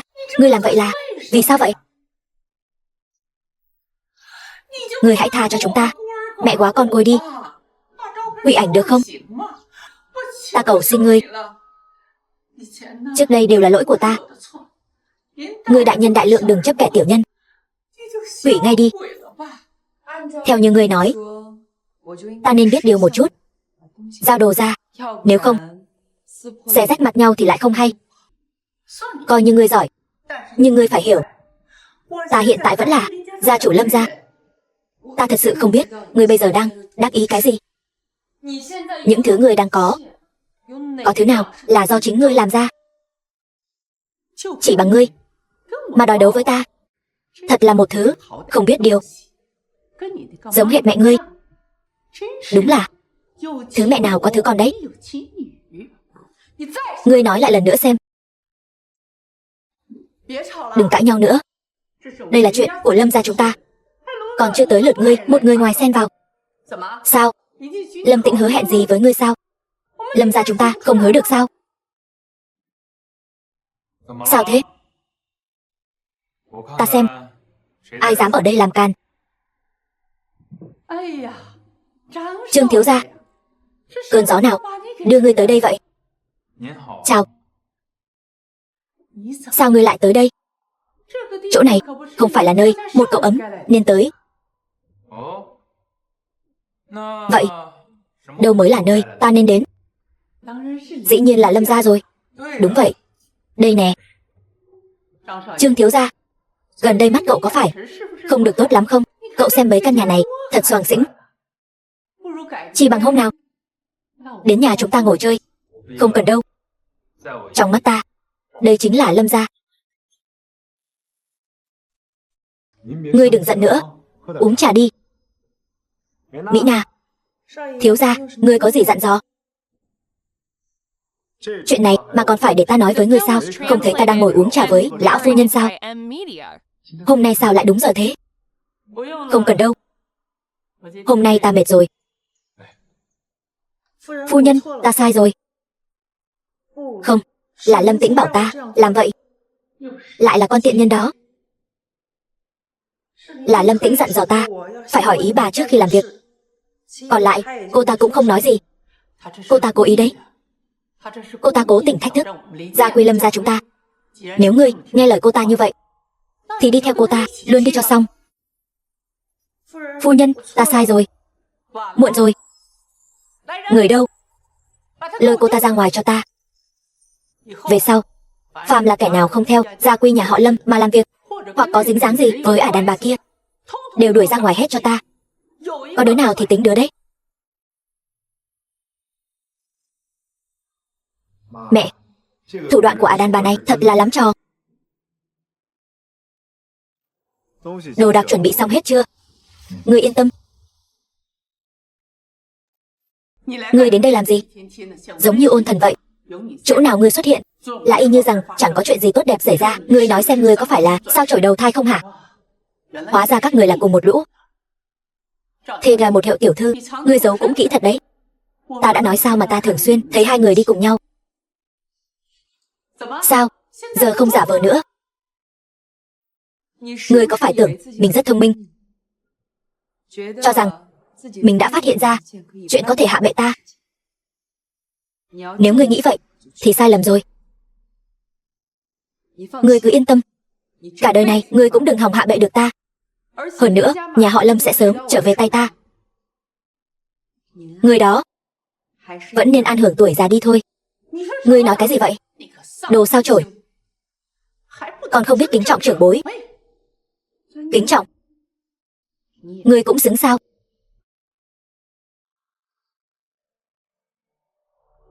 Ngươi biết tại sao ta lại dễ dàng đồng ý rời khỏi nhà họ Lâm như vậy không? Ta đang chờ đợi ngày này đấy. Bởi vì căn nhà này suối quẩy. Lâm Tĩnh, đây là bằng chứng ngươi mua chuộc công ty của Hạ Tam gia. Ngươi còn gì để nói nữa không? Ngươi lén lút điều tra tình hình kinh doanh của công ty ta, chẳng lẽ không biết là phạm pháp sao? Ta có thể ra tòa kiện ngươi đấy. Lâm Vũ, ngươi vừa nói gì? Giai Giai, Giai Giai em đến thật đúng lúc. Chính là cô ta, chính là Lâm Tĩnh, con sao chổi này. Cô ta đã mua chuộc toàn bộ cổ phần của tập đoàn Lý Thị chúng ta. Đi thôi Giai Giai, đừng sợ. Đối với loại người lòng lang dạ sói này, chúng ta phải dùng vũ khí pháp luật để bảo vệ quyền lợi hợp pháp của mình. Vậy đi, ta đi chuẩn bị một chút.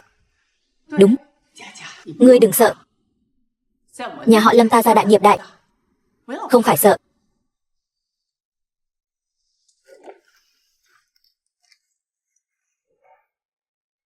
Cái gì đây? Từ trước đến nay, ta và Tĩnh tỷ vẫn luôn là chị em tốt. Cái gì? Sao ngươi lại với cô ta? Sao? Có vấn đề gì sao? Ta nghĩ là ngươi đừng có mải mê chìm đắm trong cái ảo tưởng của ngươi nữa. Bởi vì nó không quan trọng, cũng chẳng có ý nghĩa gì.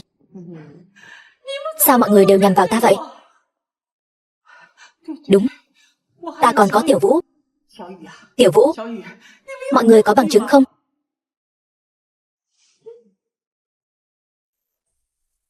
Alo Tiểu Nhiễm, có chuyện gì? Cái gì? Mọi người này đúng là âm hồn bất tán. Cứ chờ đấy, ta về ngay.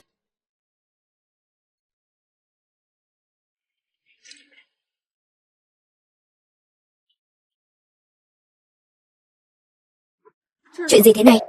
Lâm tổng, chúng ta bị sa thải rồi. Cái gì? Ai làm vậy? Lâm Tĩnh, ngươi đến làm gì? Lâm Tĩnh, đi theo ta một chuyến. The film Dựa was vào đâu? translated and narrated Ta đến by đây đại diện cho nhà họ Lâm. Người bị tình nghi vi phạm quy định kế thừa công ty, vui lòng hợp tác với bọn ta. Tại sao ta phải hợp tác với ngươi? Lên!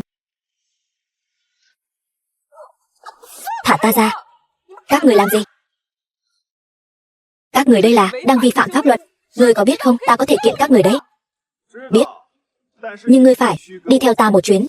Còn về việc vi phạm pháp luật, ngươi nên tự giải quyết chuyện của mình đi. Bỏ ra. Ta tự đi được.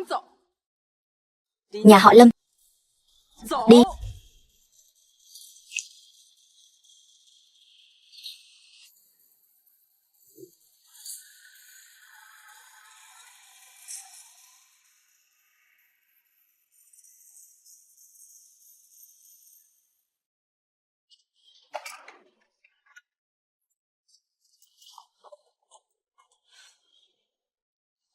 đưa ta về nhà.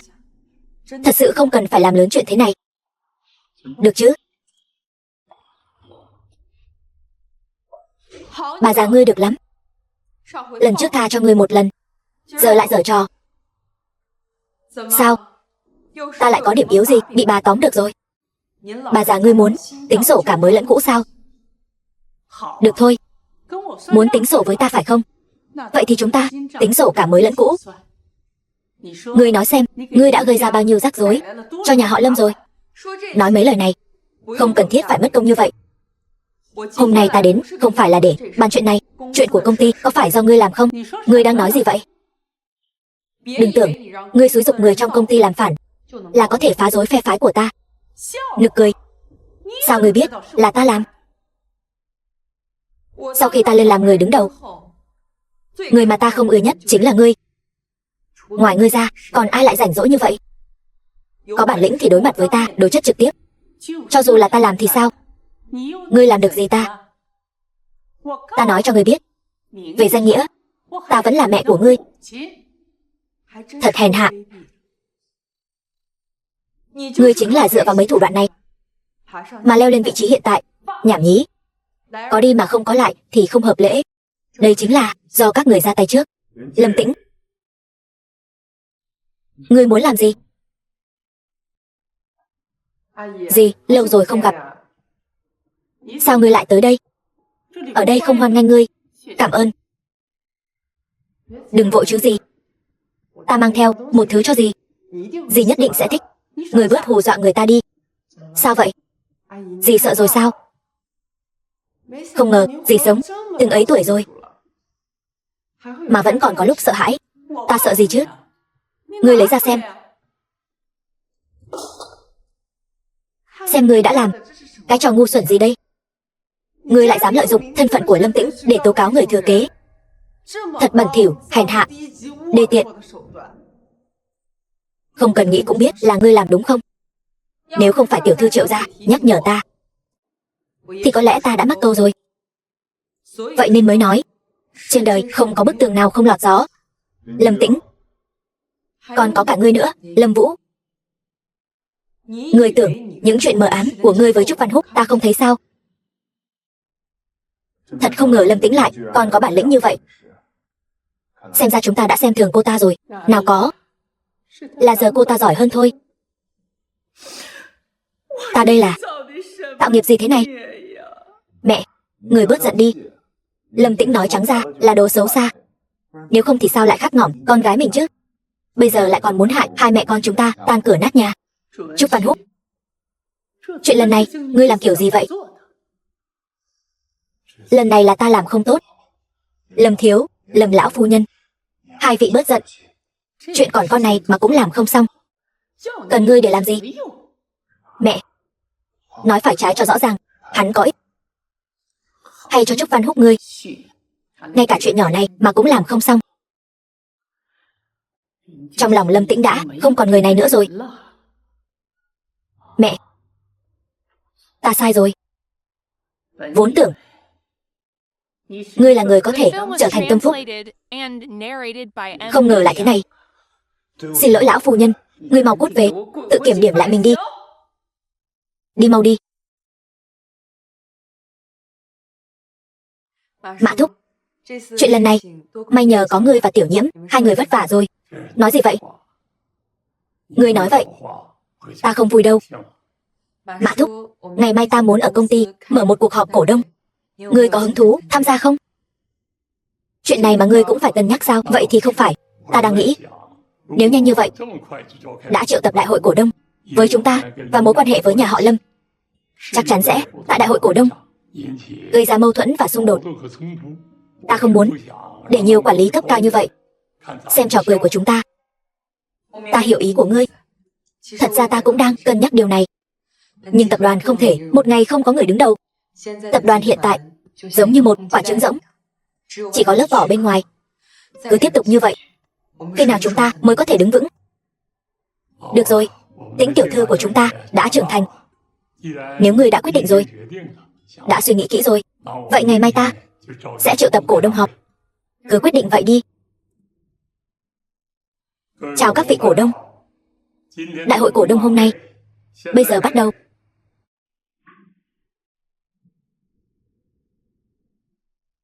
Chào các vị cổ đông.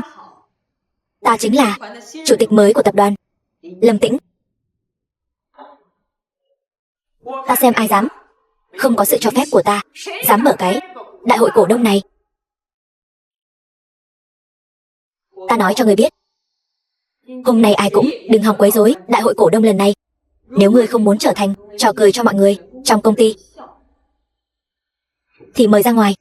Ngươi là cái thá gì? Ngươi chỉ là người phụ nữ bị nhà họ Lâm chúng ta đuổi đi, không ai cần. Bây giờ ta ra lệnh cho ngươi cút khỏi đây ngay lập tức. Bảo vệ. Các vị, Trương Mỗ đến muộn, mong thứ lỗi. Xin lỗi đã đến muộn. Hôm nay đến đây là muốn nói với mọi người một tin tức. Đó là nhà chúng ta đặc biệt công nhận Lâm Tĩnh đảm nhiệm chức vụ chủ tịch tập đoàn Lâm Thị. Cái gì? Trong tài khoản công ty thiếu 10 triệu. Các ngươi làm ăn kiểu gì vậy? Mỗi ngày các ngươi làm cái quái gì vậy? Được rồi, bây giờ ta sẽ đến công ty ngay. Các ngươi cứ giữ vững tình hình. Mã Thúc, mau chuẩn bị xe cho ta. Bây giờ ta phải đến công ty xảy ra chuyện rồi. Chuyện gì thế này? Người của công ty đâu? Nghỉ lễ từ khi nào? Sao ta lại không biết? Bây giờ vẫn chưa biết. Lát nữa, giám đốc tài chính đến, sẽ biết thôi. Đừng vội. Hành động khẩn cấp.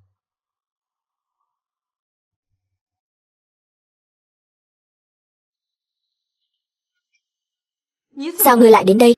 Chính là ta. Cái gì? Ngươi không nghe rõ sao? Vậy ta nói lại lần nữa. Ta chính là người các ngươi đang đợi, tổng giám đốc tài chính. Ngươi quả thật tìm được một chủ tử tốt. Cung nghênh chủ tịch. Ngươi cuối cùng rơi vào tay ta rồi. Sao ngươi lại là chủ tịch được? Bây giờ ngươi giống như một con chuột chạy qua đường, ngu đến mức người ta thấy buồn cười. Cầm lấy tấm chi phiếu này, biến khỏi thế giới của ta. Cút nhanh đi. Ta xem ai dám động trưởng môn của công ty chúng ta. Chắc hẳn hôm nay ngươi làm ầm ĩ lên như vậy là bởi vì bản hợp đồng này phải không? Tại sao ngươi lại có bản hợp đồng này? Ai đưa cho ngươi? Câu này phải là ta hỏi ngươi mới đúng chứ. Làm giả hợp đồng là phạm pháp đấy. Câu này phải là ta nói với ngươi mới đúng. Cái gì? Ý gì vậy? Ta không hiểu ngươi đang nói gì. Sự tình đã đến nước này, ngươi còn chối cãi. Ngươi thật sự là không thấy quan tài không rơi lệ mà.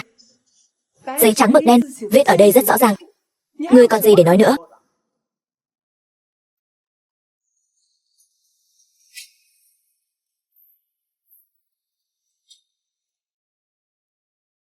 Các người thật sự biết cách chơi đấy. Ngay cả quyết định bổ nhiệm cũng dám làm giao dịch.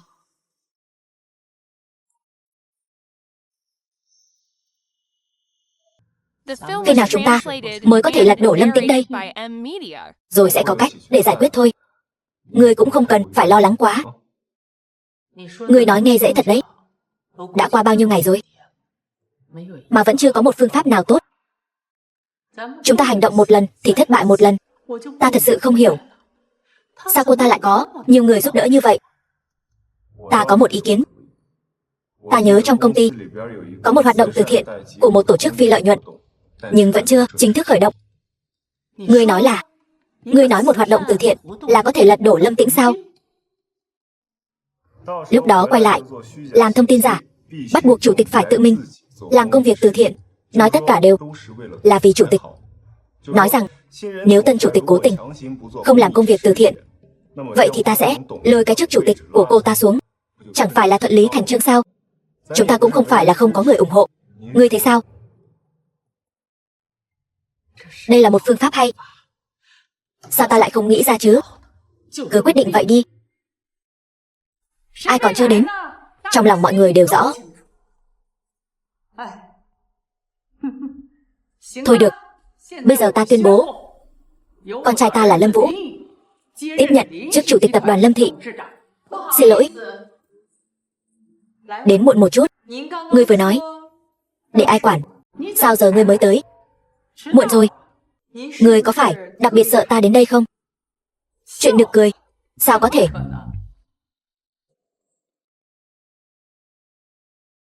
Ngươi uy hiếp ta sao? Ngươi cầm một cái USB làm gì?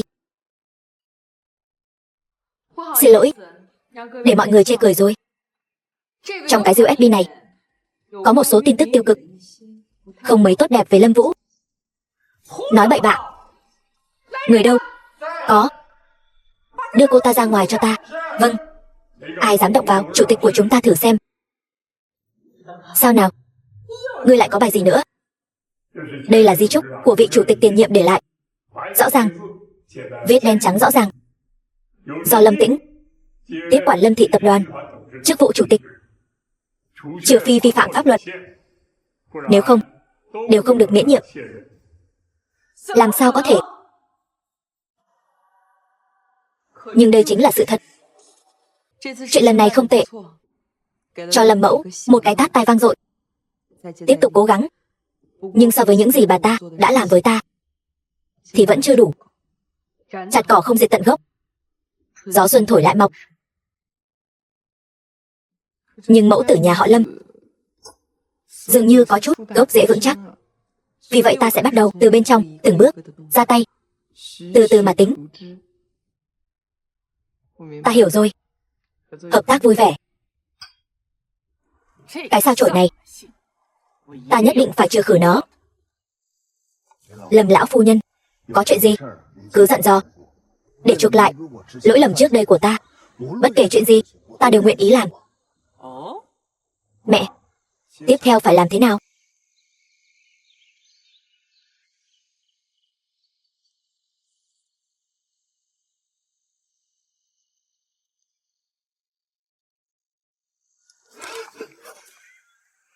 Ăn nó đi. Ngươi đừng mà, ta thật sự còn chút tác dụng. Ăn đi. Không ngỏm được đâu. Lần này yên tâm rồi chứ? Yên tâm rồi.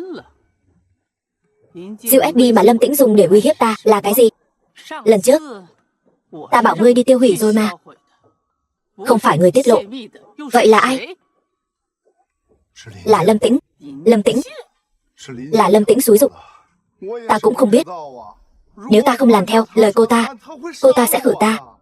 Cô ta bây giờ không còn là một cô gái ngây thơ lương thiện nữa rồi. Ta thật sự không biết. Lâm lão phu nhân, người biết đấy. Bây giờ cô ta là một kẻ điên.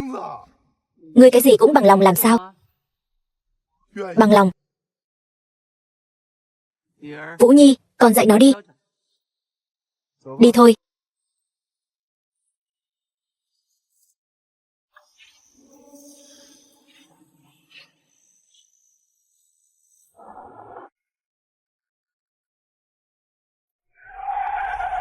The film was translated and Alo. narrated by M Media.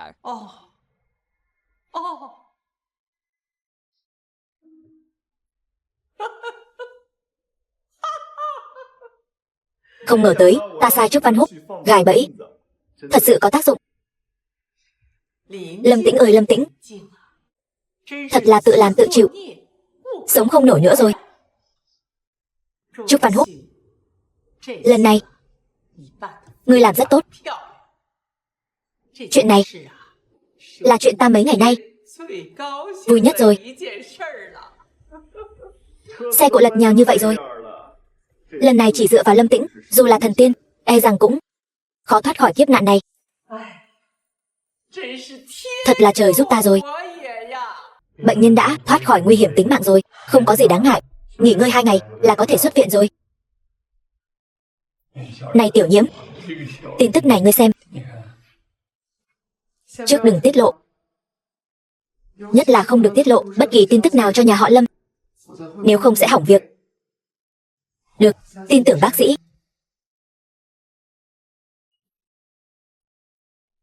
Alo. Lập tức phong tỏa toàn bộ tin tức. Không được phép tiết lộ nửa lời ra bên ngoài. Ngươi tới làm gì? Có phải ngươi giở trò quỷ không?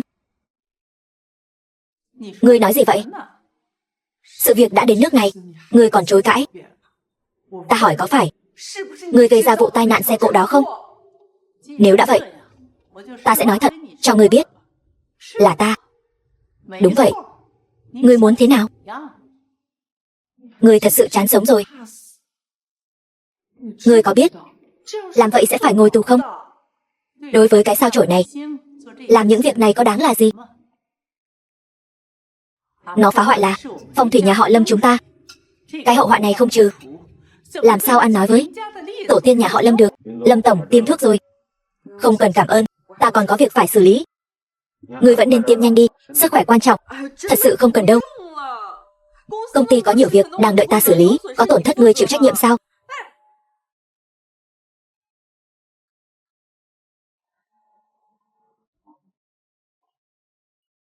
Yên tâm đi, cô ta sẽ không làm loạn đâu. Chuyện hôm nay làm tốt lắm. Cuối năm chờ chia hoa hồng. Cảm ơn lão bản.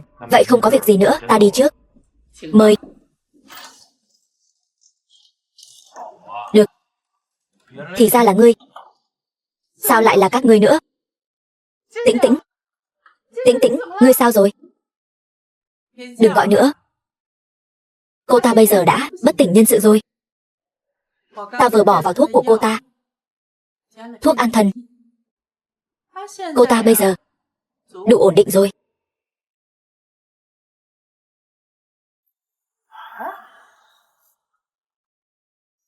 Thuốc an thần ta bảo ngươi tiêm lúc nãy, mà ngươi tiêm cho cô ta cái gì? Ngươi có thể đổi người, ta không thể đổi thuốc sao?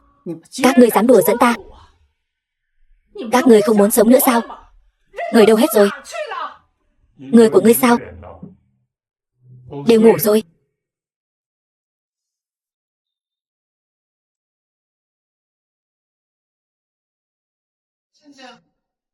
Tĩnh tĩnh. Không xong, có người bỏ thuốc. Mụ già này chiêu trò cũng không ít nhỉ. Sao vậy? Ta muốn hại các người đó. Giờ ta cũng chẳng muốn giả vờ nữa. Ta muốn cho các ngươi, tất cả các ngươi biến mất. Dì Lâm, không ngờ ngươi là người như vậy. Uổng công trước đây ta còn muốn hợp tác với Lâm thị tập đoàn các người. Ta thật sự mù mắt rồi. Ta còn không biết ngươi sao. Ngươi không có quyền lực lớn như vậy đâu. Ngươi chẳng phải chỉ là cái vỏ, người kế nhiệm tương lai thôi sao? Muốn đấu với ta, ngươi còn non lắm. Nực cười. Ngươi có quyền lực của ngươi, không sai. Nhưng mà ngươi chỉ nói đúng một nửa thôi. Ta có thể cho Tĩnh tỷ có mà. Cô ta ấy hả? Cho dù cô ta nắm quyền, không quá một tuần sẽ bị người khác đuổi xuống đài. Thay vì làm mất mặt người nhà họ Lâm như vậy, chi bằng từ đầu đừng có làm. Lý tiểu thư, ta nói đúng chứ? Ngươi đúng là miệng chó không mọc được ngà voi. Ngươi dám làm hại trưởng môn của chúng ta. Ngươi có biết làm như vậy là phạm pháp không? Ta đã báo cảnh sát rồi, cảnh sát sẽ đến ngay. Triệu Nhiễm, con đàn bà điên Lâm Tĩnh này cho ngươi lợi ích gì hả? Ngươi dựa vào cái gì mà nói tỷ tỷ ta là điên? Cái gì? Lại còn tỷ tỷ nữa chứ? Lâm Tĩnh là tỷ tỷ của ta. Sao vậy? Ngươi chẳng qua là bắt nạt tỷ ấy, không có ra thế hiển hách thôi sao? Vậy bây giờ ta nói cho ngươi biết, tỷ ấy sẽ đồng thời tiếp nhận chức vụ CEO điều hành của Triệu thị tập đoàn chúng ta. Triệu Nhiễm ơi Triệu Nhiễm, ngươi thật sự giỏi rồi đấy. Một đứa danh con giống như ngươi mà khẩu khí cũng không nhỏ nhỉ. Tiểu cô nương, nói tiếp đi. Ngươi tưởng ta sẽ tin ngươi sao? Ta đã chính thức tiếp nhận chức vị gia chủ Triệu thị. Lời của ta chính là lời của Triệu thị. Ngươi nghĩ lời ta nói có trọng lượng không? Mẹ, chuyện gì thế này? Sao lại thế này? Triệu Nhiễm đứa trẻ này sao lại ra nông nỗi này? Lão Triệu cũng chẳng quản nó, để nó làm càn như vậy. Muốn làm gì thì làm. khiến ta trước mặt nhà họ Lý mất hết mặt mũi. Ngươi nói xem, ta còn mặt mũi nào mà đến công ty nữa? Còn Lâm Tĩnh con điên này nữa, khiến ta trước mặt nhà họ Triệu cũng mất hết mặt mũi. Ban đầu ta cứ nghĩ ba nhà hợp nhất, giờ thì hay rồi, mất mặt quá. Xem ra chỉ dựa vào ngươi thôi. Ý của ngươi là bây giờ chỉ có nhà Trương gia là chưa trở mặt. Xem ra chỉ còn nhà Trương gia là đứng về phía chúng ta. Ngươi chắc chứ? Để ta đến bái kiến Trương lão gia, đồng thời cũng là đến tạ lỗi. Chuyện trước đây mong người đại nhân đại lượng bỏ qua cho, tha thứ cho chúng ta. Chắc hẳn Lâm phu nhân hôm nay đến đây không chỉ là để xin lỗi đơn giản như vậy đâu nhỉ? Trương lão gia, ta thật sự mong có thể tái lập liên minh với ngươi. Chúng ta cùng nhau phát triển sự nghiệp của chúng ta. Nhà họ Lâm chúng ta và nhà Trương gia các ngươi đều là những gia đình có tài sản rất hùng hậu. Nếu chúng ta có thể liên minh, chẳng phải rất tuyệt sao? Quả đúng là vậy. Nhưng mà nhà Trương gia chúng ta có quy tắc, chỉ có thể làm ăn với người. Ngay cả giới hạn làm người mà bà cũng không có, sao có tư cách bàn chuyện làm ăn với nhà Trương gia chúng ta? Lâm gia muội muội, nói lui một bước, vị trí của ngươi có ngồi vững hay không còn chưa biết. Ngươi lấy đâu ra tự tin mà nói chuyện với nhà Trương gia ta? Trương lão gia, ngươi nghe ta giải thích đã. Ngươi nói thử xem, cô ta căn bản không có bằng chứng gì cả.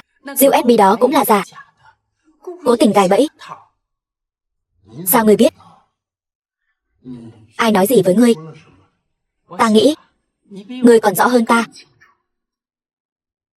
Ngươi đang nói gì vậy? Đây là ai đây? Thiếu gia đã về. Lão phu nhân, nhà Trương gia không chào đón ngươi. Mời ngươi đi. Làm gì thế này? Lâm phu nhân, ngươi nói tiếp đi. Trương thiếu gia, nhân lúc ta chưa lấy bằng chứng của ngươi phơi bày ra, tốt nhất ngươi nên tự nhận. Ngươi làm chuyện gì đi, việc mình làm thì phải tự chịu trách nhiệm chứ hả? Ta làm sao cơ? Hết lời biện minh rồi chứ? Ngươi xem bọn họ thật sự sắp hết trò rồi, ngay cả việc bỏ thuốc cũng dám làm, còn có thể giở trò gì nữa chứ?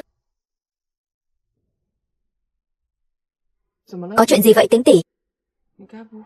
Chẳng lẽ người mệt rồi sao? Không, làm sao có thể chứ? Ta chỉ đang nghĩ, hai mẹ con này còn có thể giở trò gì nữa? Ta đã biết mà Lâm Tĩnh tỷ. Tuy nhiên ngươi vẫn nên chú ý nghỉ ngơi, dù sao thì sức khỏe vẫn là quan trọng nhất.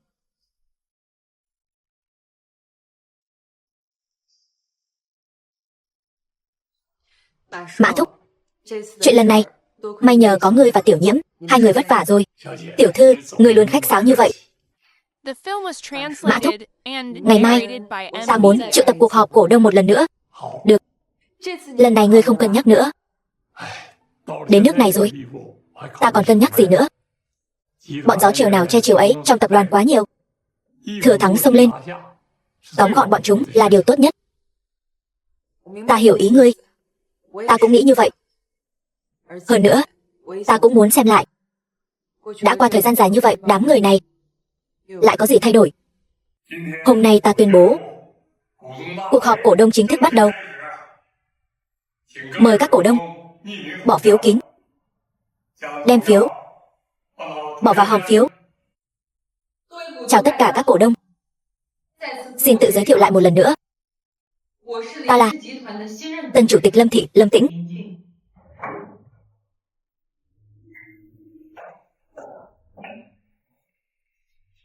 Láo xược, chưa có sự cho phép của ta, ai dám mở họp cổ đông?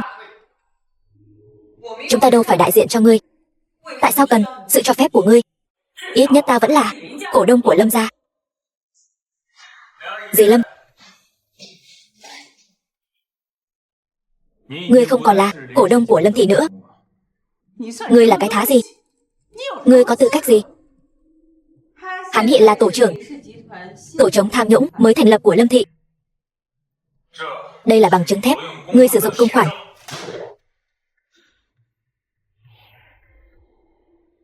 Sao có thể? Số tiền này đủ để gì ngồi tù mọt gông? Không thể nào. Chuyện này tuyệt đối không thể xảy ra. Ta khuyên ngươi nên từ bỏ thân phận cổ đông đi. Ngươi, các người, không ngờ cô ta lại cấu kết với người ngoài, thành lập phòng ban mới trong nội bộ công ty. Không sao, ngươi đừng lo. Ta sẽ lật đổ cô ta. Khoan đã, việc này nhất định phải tùy cơ ứng biến, tuyệt đối không được manh động. Ngươi tin Lâm Tĩnh đến vậy sao? Biết đâu vài ngày nữa công ty của cô ta liền sập tiệm. Ta đây không tin. Ba nhà đó lại tin tưởng cô ta đến vậy. Cũng đúng. Sao vậy? Có tâm sự? Hay là thân thể không được khỏe? Ta cứ thấy có gì đó không ổn. Cứ cảm thấy có đại sự sắp xảy ra. Hành tung của chúng ta, Lâm mẫu sao lại mỗi một lần đều biết? Chuột có đường chuột. Triệu Nhiễm, có chuyện gì vậy Tĩnh tỷ? Ngươi nói Lâm Vũ và mẹ của hắn còn có thể đến nữa không? Lâm Tĩnh đâu? Không phải chứ? Sao ngươi lại tới đây? Ở đây không hoan nghênh ngươi. Vô lễ. Người đâu? Dọn dẹp chỗ này cho ta. Uy phong thật lớn. Đây là Trương Thạc cung cấp địa điểm cho chúng ta. Dựa vào cái gì mà ngươi tới dọn dẹp? Ngươi biết trên giấy chứng nhận bất động sản này viết tên của ai không? Tòa nhà này lại là sản nghiệp của ai? Các người chưa được chủ nhân cho phép. Xâm nhập gia cư bất hợp pháp, đây là phạm pháp. Rốt cuộc có phải nhà của ngươi không? Ta không biết. Đây không phải nhà của ba ngươi sao? Sao ngươi lại không biết? Căn nhà này chính là nhà dưới danh nghĩa ba ta. Sở dĩ không rõ ràng là bởi vì căn nhà này không có tác dụng gì, cho nên liền bỏ không. Bất quá ngươi yên tâm, mọi chuyện có ta.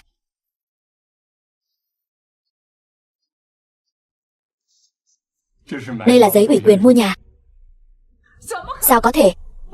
Không thể nào. Sao không thể nào? Vừa rồi ngươi cũng đã nói xâm nhập gia cư bất hợp pháp. Cho nên mời Mã thúc tiễn khách. Đừng tưởng ngươi sẽ kiêu ngạo được lâu. Ngươi sẽ có lúc khóc.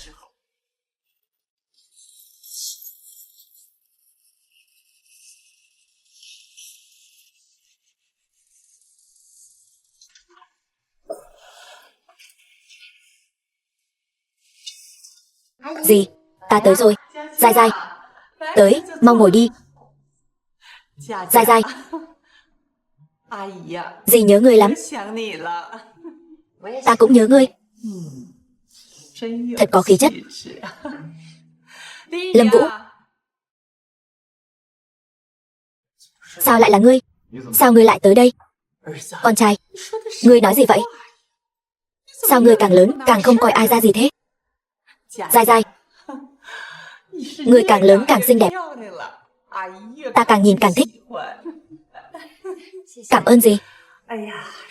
Lần trước chuyện đó đều là gì không tốt, khiến ngươi và ba ngươi đều ngượng ngùng. Không sao đâu gì.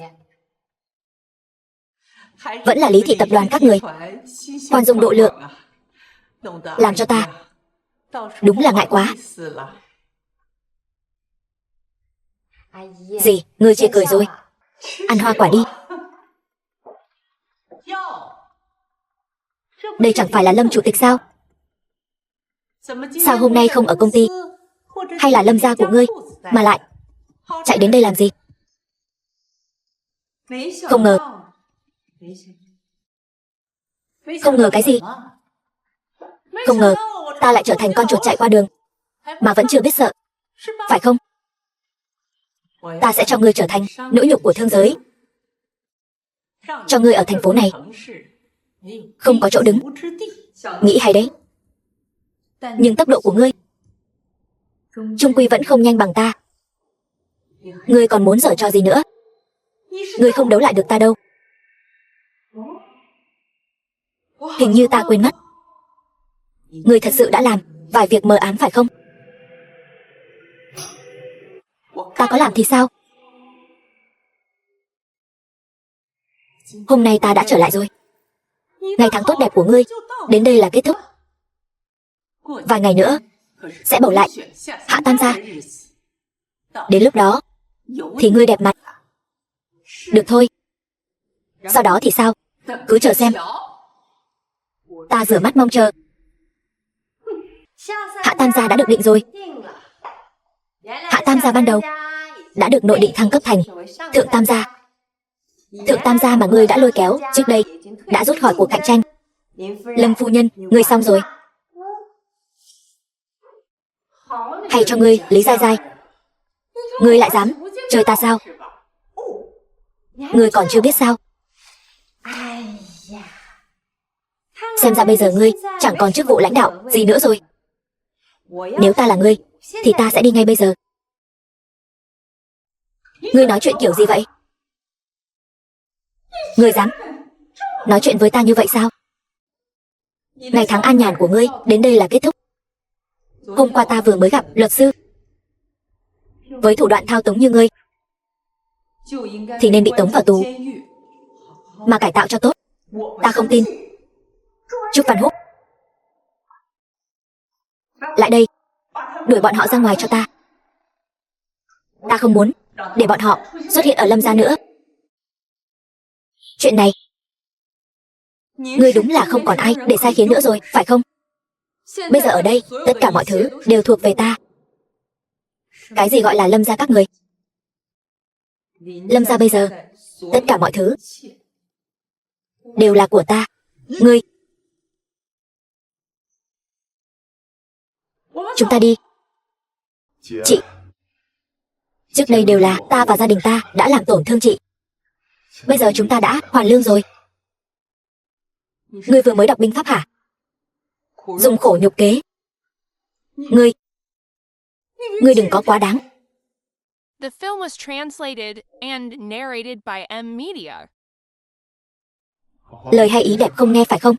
Tin hay không ta sẽ lôi chuyện trước đây ngươi làm ra hết đấy.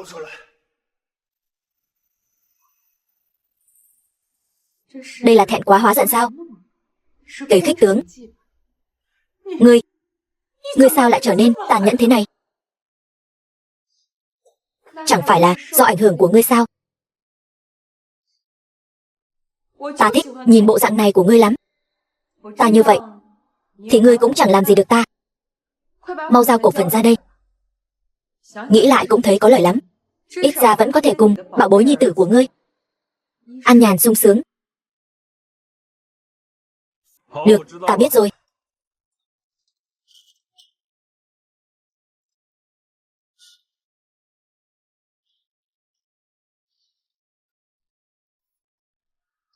Ngươi đến làm gì?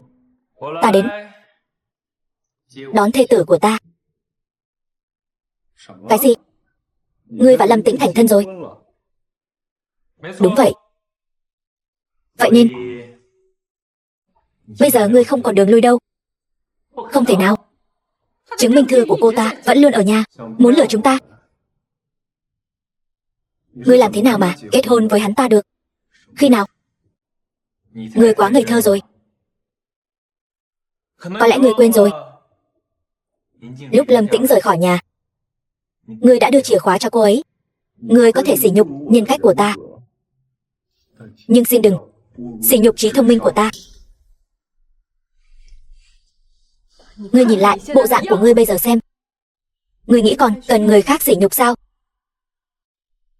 Ta vẫn là câu nói đó, không muốn lặp lại nữa. Xem ra lời mẹ ta nói không sai chút nào. Ngươi chính là sao chổi, ta là trưởng nữ Lâm gia. Ta là sao chổi, vậy các ngươi là cái gì? Sâu mọt hay cặn bã? Trưởng nữ, ta mới là nam đinh được chứ. Bây giờ ngươi dẫn dụ Trương gia vào, chẳng phải là đem Lâm gia dâng tận tay cho người ta sao? Ngươi có lỗi với người cha đã khuất. Mẹ con các ngươi thật đúng là không biết xấu hổ. Ta thấy Tĩnh Tĩnh thật sự rất thiện lương. Các ngươi đối xử với cô ấy như vậy, cô ấy còn chừa cho các ngươi một con đường sống. Ngươi nhìn rõ coi, rốt cuộc là ai bị tổn thương? Vậy chúng ta hãy xem, rốt cuộc ai bị tổn thương. Những việc các ngươi làm đáng bị tù mọt gông cả đời. Ngươi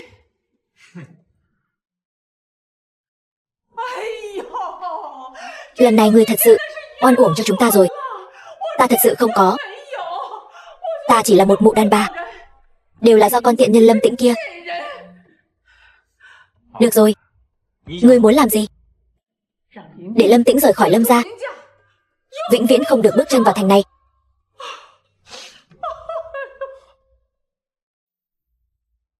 Tốt, với các ngươi thì cứ như vậy đi. Tĩnh Tĩnh, chúng ta đi thôi. Ngày mai còn phải chuẩn bị tuyển chọn hạ tam gia.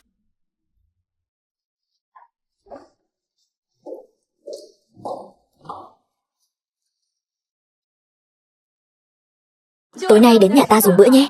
Chúng ta ăn lẩu, thế nào? Được đó. Thật là đã lâu rồi chúng ta không cùng nhau ăn cơm. Vậy thì chúng ta cùng đi mua nguyên liệu. Hai người cứ đi trước đi, ở nhà ta còn chút việc. Vậy chúng ta đi trước nhé.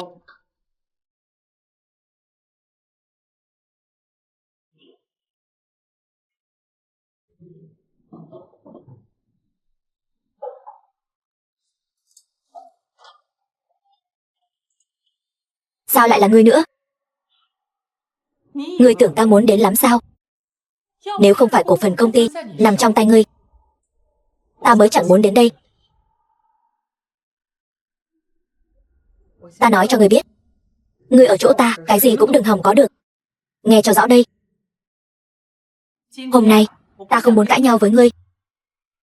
Nếu ngươi chịu trả lại toàn bộ cổ phần công ty cho ta, ân oán giữa chúng ta sẽ được xóa bỏ.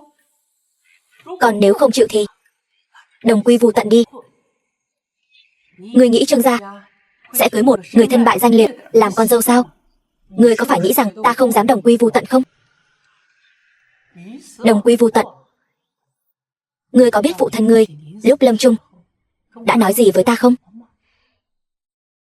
Ngươi nói dối. The film was translated and Nhóc con, narrated by M Media. dù sao ta cũng là người đầu ấp tay gối với cha ngươi.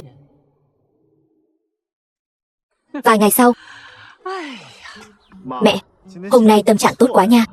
Cuối cùng cũng có thể hạ bệ được Lâm Tĩnh rồi. Không bao lâu nữa, chúng ta sẽ khôi phục lại thanh thế. Lâm Tĩnh đồng ý rồi. Mẹ mau kể cho ta nghe đi. Lâm Tĩnh ta biết rõ mà. Mẹ vậy mà có thể hạ bệ được cô ta.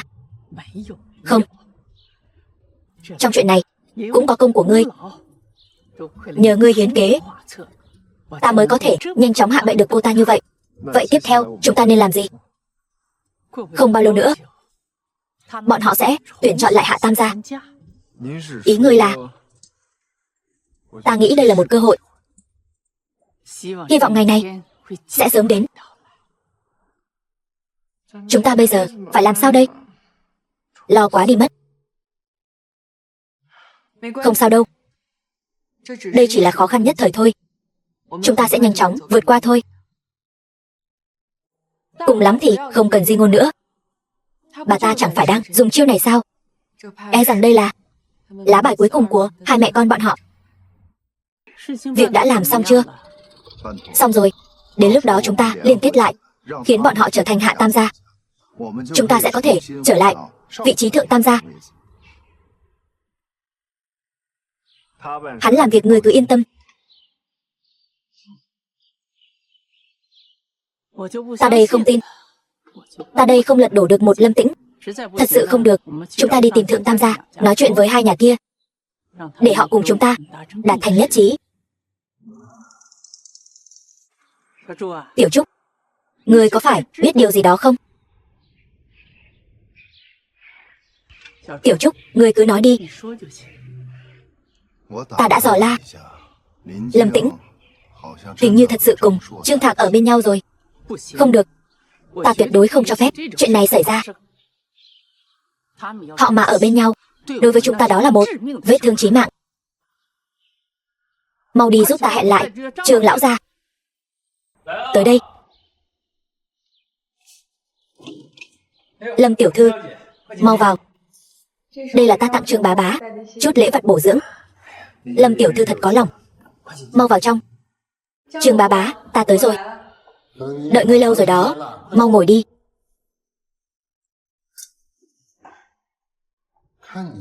Nhìn ngươi dạo này có vẻ tiêu tụy. Có phải việc cần phải xử lý nhiều lắm không? Có lẽ là ta vẫn chưa đủ tàn nhẫn, giống như phụ thân ta, luôn giữ lại một chút thiện ý. Đó là điều tốt. Làm ăn là làm với người, cho nên đặt tâm lên hàng đầu mới là đúng đắn. Ngươi và ta cũng coi như là cùng chung số phận.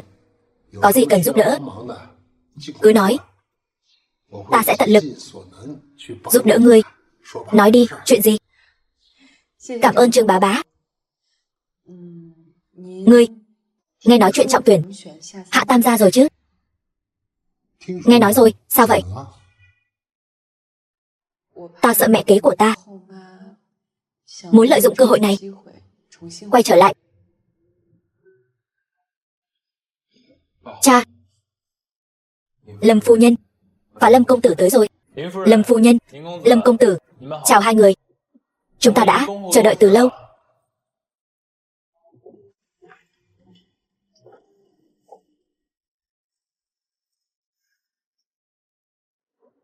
Hôm nay có khách quý tới nhà. Trương gia ta thật vinh hạnh. Trương lão gia, hôm nay ta tới đây là có việc quan trọng muốn báo với ngươi. Ta giơ tai lắng nghe. Chuyện lớn như vậy, ngươi không thể không biết chứ.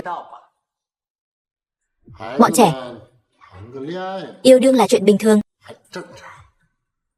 Nhưng thân phận của cô ta dù sao cũng khác với Trương gia thiếu gia, thân phận không phù hợp. Hơn nữa, còn lôi kéo Trương Thạc đi làm chuyện xấu. Nếu ngươi nói vậy, ta phải suy nghĩ lại. Cảm ơn. Ngươi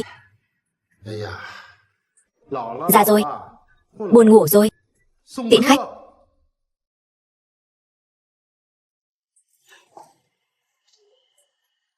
Đôi mẹ con này thật quá đáng. Sớm muộn gì ta cũng sẽ thu phục bà ta. Đúng rồi, cái này là của gia phụ nhờ ta chuyển giao cho ngươi. Bên trong là một số hợp đồng bất động sản của Lâm gia, còn có một số dự án ở nước ngoài. Những thứ này ngươi lấy được bằng cách nào?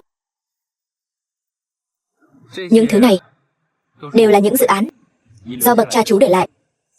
Còn về đệ đệ của ngươi và kế mẫu của ngươi, bọn họ vẫn chưa đủ tầm để đạt đến đẳng cấp của thương vụ này. Chẳng qua chỉ là bọn cường hào ác bá ở Lệ Thành này thôi. Cảm ơn sự giúp đỡ của ngươi, Lâm Tĩnh ta vô cùng cảm kích. Gia phụ có lời nhắn gửi cho ngươi. Chỉ có hắn mới có thể bắt nạt nhà ngươi. Còn lại thì dù là đệ đệ của ngươi hay là kế mẫu của ngươi, hoặc là những thứ rác rưởi Thượng Tam gia kia, đều không thể làm hại ngươi. Trương bá bá đã buông bỏ quá khứ rồi sao? Thật ra câu chuyện thời trẻ của họ không hề đơn giản như chúng ta nghĩ. Dạo này vất vả cho ngươi rồi. Bây giờ ta chỉ muốn biết chuyện giữa cha ngươi và cha ta. Trước đây, cha ngươi và cha ta là tri kỷ từ thuở nhỏ. Đương nhiên, còn có cả mẹ ngươi. Người ngoài đồn Ba người họ là tam giác vàng. Chỉ cần ba người họ ở bên nhau thì nhất định sẽ đại phát. Ý ngươi là song thân của ta và cha ngươi, cho đến khi cả ba đều rung động, cha ngươi và mẹ ngươi cuối cùng nên duyên vợ chồng. Nhưng gia phụ cũng yêu sâu đậm. Phụ thân của ta cũng thật là. Vì vậy họ trở mặt thành thù. Cuối cùng, vậy bây giờ cha ngươi nghĩ thế nào? Gia phụ nói với ta rằng từ khi cha ngươi qua đời, ông ấy rất đau khổ. Đáng lý ra thì ngươi có nên gọi gia phụ một tiếng nghĩa phụ không? Ta chưa từng nghe nói. Sao tự nhiên lại có thêm một người nghĩa phụ vậy? Vì vậy gia phụ quyết định Lâm gia và Trương gia sẽ lại sát cánh bên nhau, giống như bọn họ của ngày xưa vậy. Nhà ngươi tuyệt đối không phải kẻ thù. Chúng ta không chỉ không phải kẻ thù, hắn còn nói với ta hãy coi ngươi như người thân. Hắn nói ngươi và mẫu thân ngươi giống nhau ý đúc. Thì ra phụ thân ta để lại cho ta nhiều thứ đến vậy. Lâm Tĩnh, ta thấy tất cả những điều này số phận đã được an bài. Chúng ta định sẵn sẽ thay đổi Lệ Thành. Xin chào Trương Tổng, Lâm Tổng. Lâm Tổng, việc chúng ta bàn trước đó, thương vụ đó, giờ bàn một chút. Ta đến chính là muốn tìm Trương Tổng để nói chuyện này. Bí mật thương mại. Chúng ta vào trong nói chuyện chi tiết.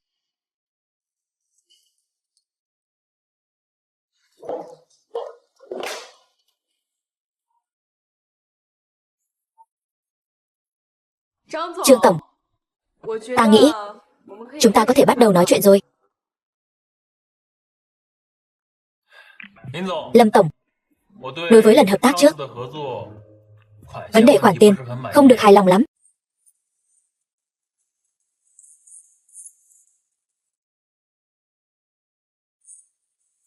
The film was translated and narrated by M Media. Hành tung của chúng ta, đối phương luôn nắm được.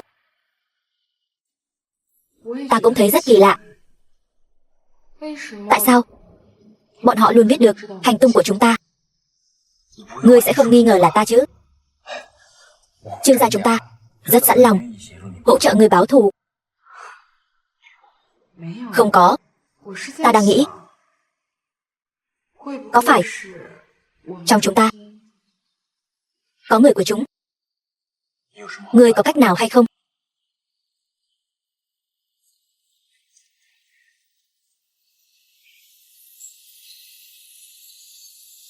Chúng ta làm vậy cho ai xem chứ? Làm cho những kẻ tự cho mình là rất thông minh xem.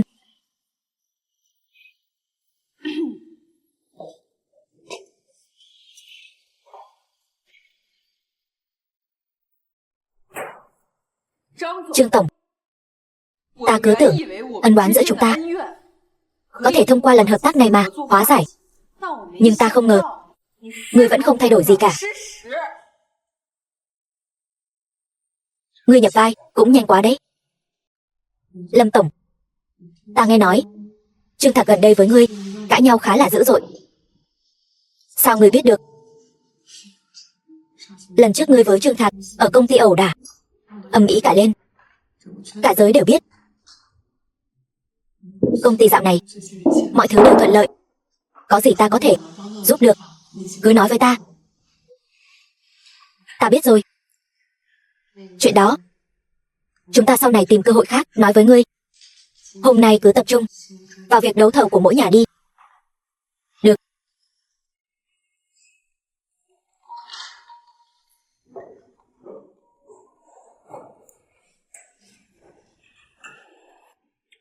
Trương Tổng, ta trân trọng mời ngươi hợp tác cùng ta. Nếu lần này ta thành công trúng thầu, ta sẽ cho ngươi một khoản cổ phần rất đáng kể. Hơn nữa ngươi cũng biết, Trịnh gia chúng ta và hai đại gia tộc Lâm Trương cũng thường xuyên hợp tác. Thượng tam gia các ngươi đã có 2 công ty đến tìm ta rồi. Ta đã biết. Hai nhà bọn họ vẫn luôn cho rằng ta là một tên ngốc. Nhưng ta nói cho người biết, bọn họ đều rất nham hiểm. Bọn họ trước mặt một kiểu, sau lưng một kiểu. Vậy nên ngươi cứ nghe ta. Đừng hợp tác với bọn họ. Thật ra thì ta cũng không thích họ lắm. Huống hồ, trong Thượng tam gia vẫn là ngươi có uy tín hơn. Tuy không bằng hai đại gia tộc Lâm Trương, nhưng nếu lần này ta trúng thầu thành công, ta nhất định sẽ giúp ngươi hạ hai nhà Lâm và Trương. Được. Ta tin ngươi.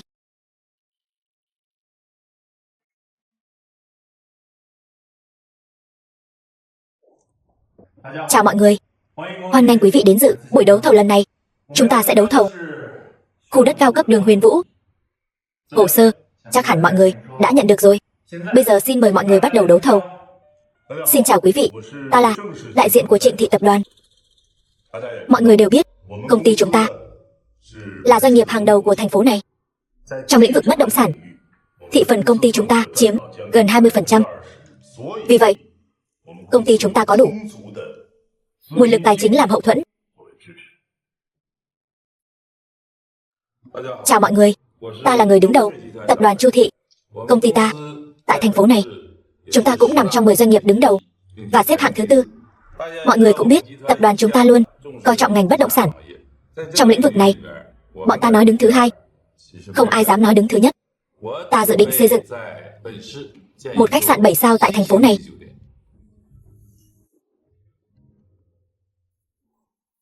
Chưa đến lúc người ra tay, Lâm Tĩnh đã không dám nói gì nữa rồi. Xem ra lần đấu thầu này chắc chắn thuộc về chúng ta. Chào mọi người. Ta nghĩ Trịnh Thị Tập đoàn và Chu Thị Tập đoàn rất có năng lực cạnh tranh. Khu đất này, nếu giao cho họ, chắc chắn sẽ phát huy được hiệu quả tối đa vì nền kinh tế của thành phố. Cá nhân ta rất ủng hộ họ. Như Trương Tổng đã nói, Trịnh Thị Tập đoàn chúng ta sẵn sàng bỏ ra 300 triệu để mua khu đất này. Và cá nhân ta cam kết với tất cả các công ty thuê mặt bằng ở đây sẽ được giảm một nửa giá thuê. Được. Chu Thị Tập đoàn chúng ta sẵn sàng bỏ ra 400 triệu. Đừng cạnh tranh ác ý nữa. Chính ngươi cạnh tranh ác ý trước. Lúc trước chúng ta đã nói rồi. Ngươi đã quên hết rồi sao? Trương gia, ta có bằng chứng trốn thuế của mẹ con Lâm Thị. Bọn ngươi rửa tiền. Ngươi tưởng ta không biết sao? Trương Tổng, ngươi đừng nghe bọn họ, đây đều không phải người tốt. Trước đó tìm người sát hại Lâm Tĩnh, kết quả ai biết không được việc. Lần này nếu cạnh tranh thất bại, liệu có tìm đến Trương gia các ngươi không? Ngươi, đây là để bọn họ chó cắn chó. Tiếp tục xem kịch hay ở phía sau. Chư vị, chúng ta phải đoàn kết. Mọi người bình tĩnh một chút. Các ngươi nghĩ một chút. Trương Tổng, ngươi nói làm thế nào thì làm thế ấy. Như vậy, các ngươi đem chứng cứ toàn bộ đều giao cho ta. Trương gia chúng ta sẽ làm trọng tài cho 3 nhà các người. Như vậy rất công bằng. Trương Tổng, cái này đưa cho ngươi. Gửi qua rồi. Trương Tổng, ngươi đừng nghe bọn họ, đây đều không phải người tốt. Thế này mới đúng chứ. Trương Tổng, ngươi xem này. Về phần đất, Đất sao? Đất thì kỳ thực ta đã thầu cho Lâm Tĩnh rồi. Chúng ta lần này không hợp tác, không thể cho rằng quan hệ trở nên xấu. Lâm Tĩnh, Thượng Tam gia, đến lúc nên tẩy bài rồi. Chứng cứ các ngươi mua hung thủ, chứng cứ trốn thuế, chứng cứ rửa tiền, ta hiện tại toàn bộ đều có rồi. Tiểu Bảo con gái ta, còn có thủ của phụ thân ta,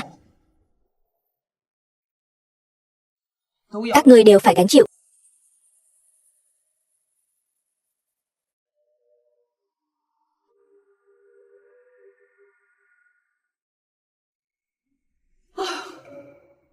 Mẹ,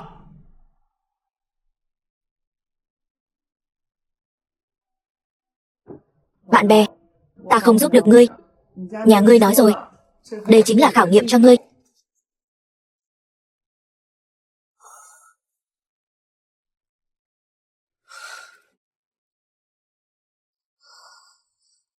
Lão Trương đang làm gì vậy chứ?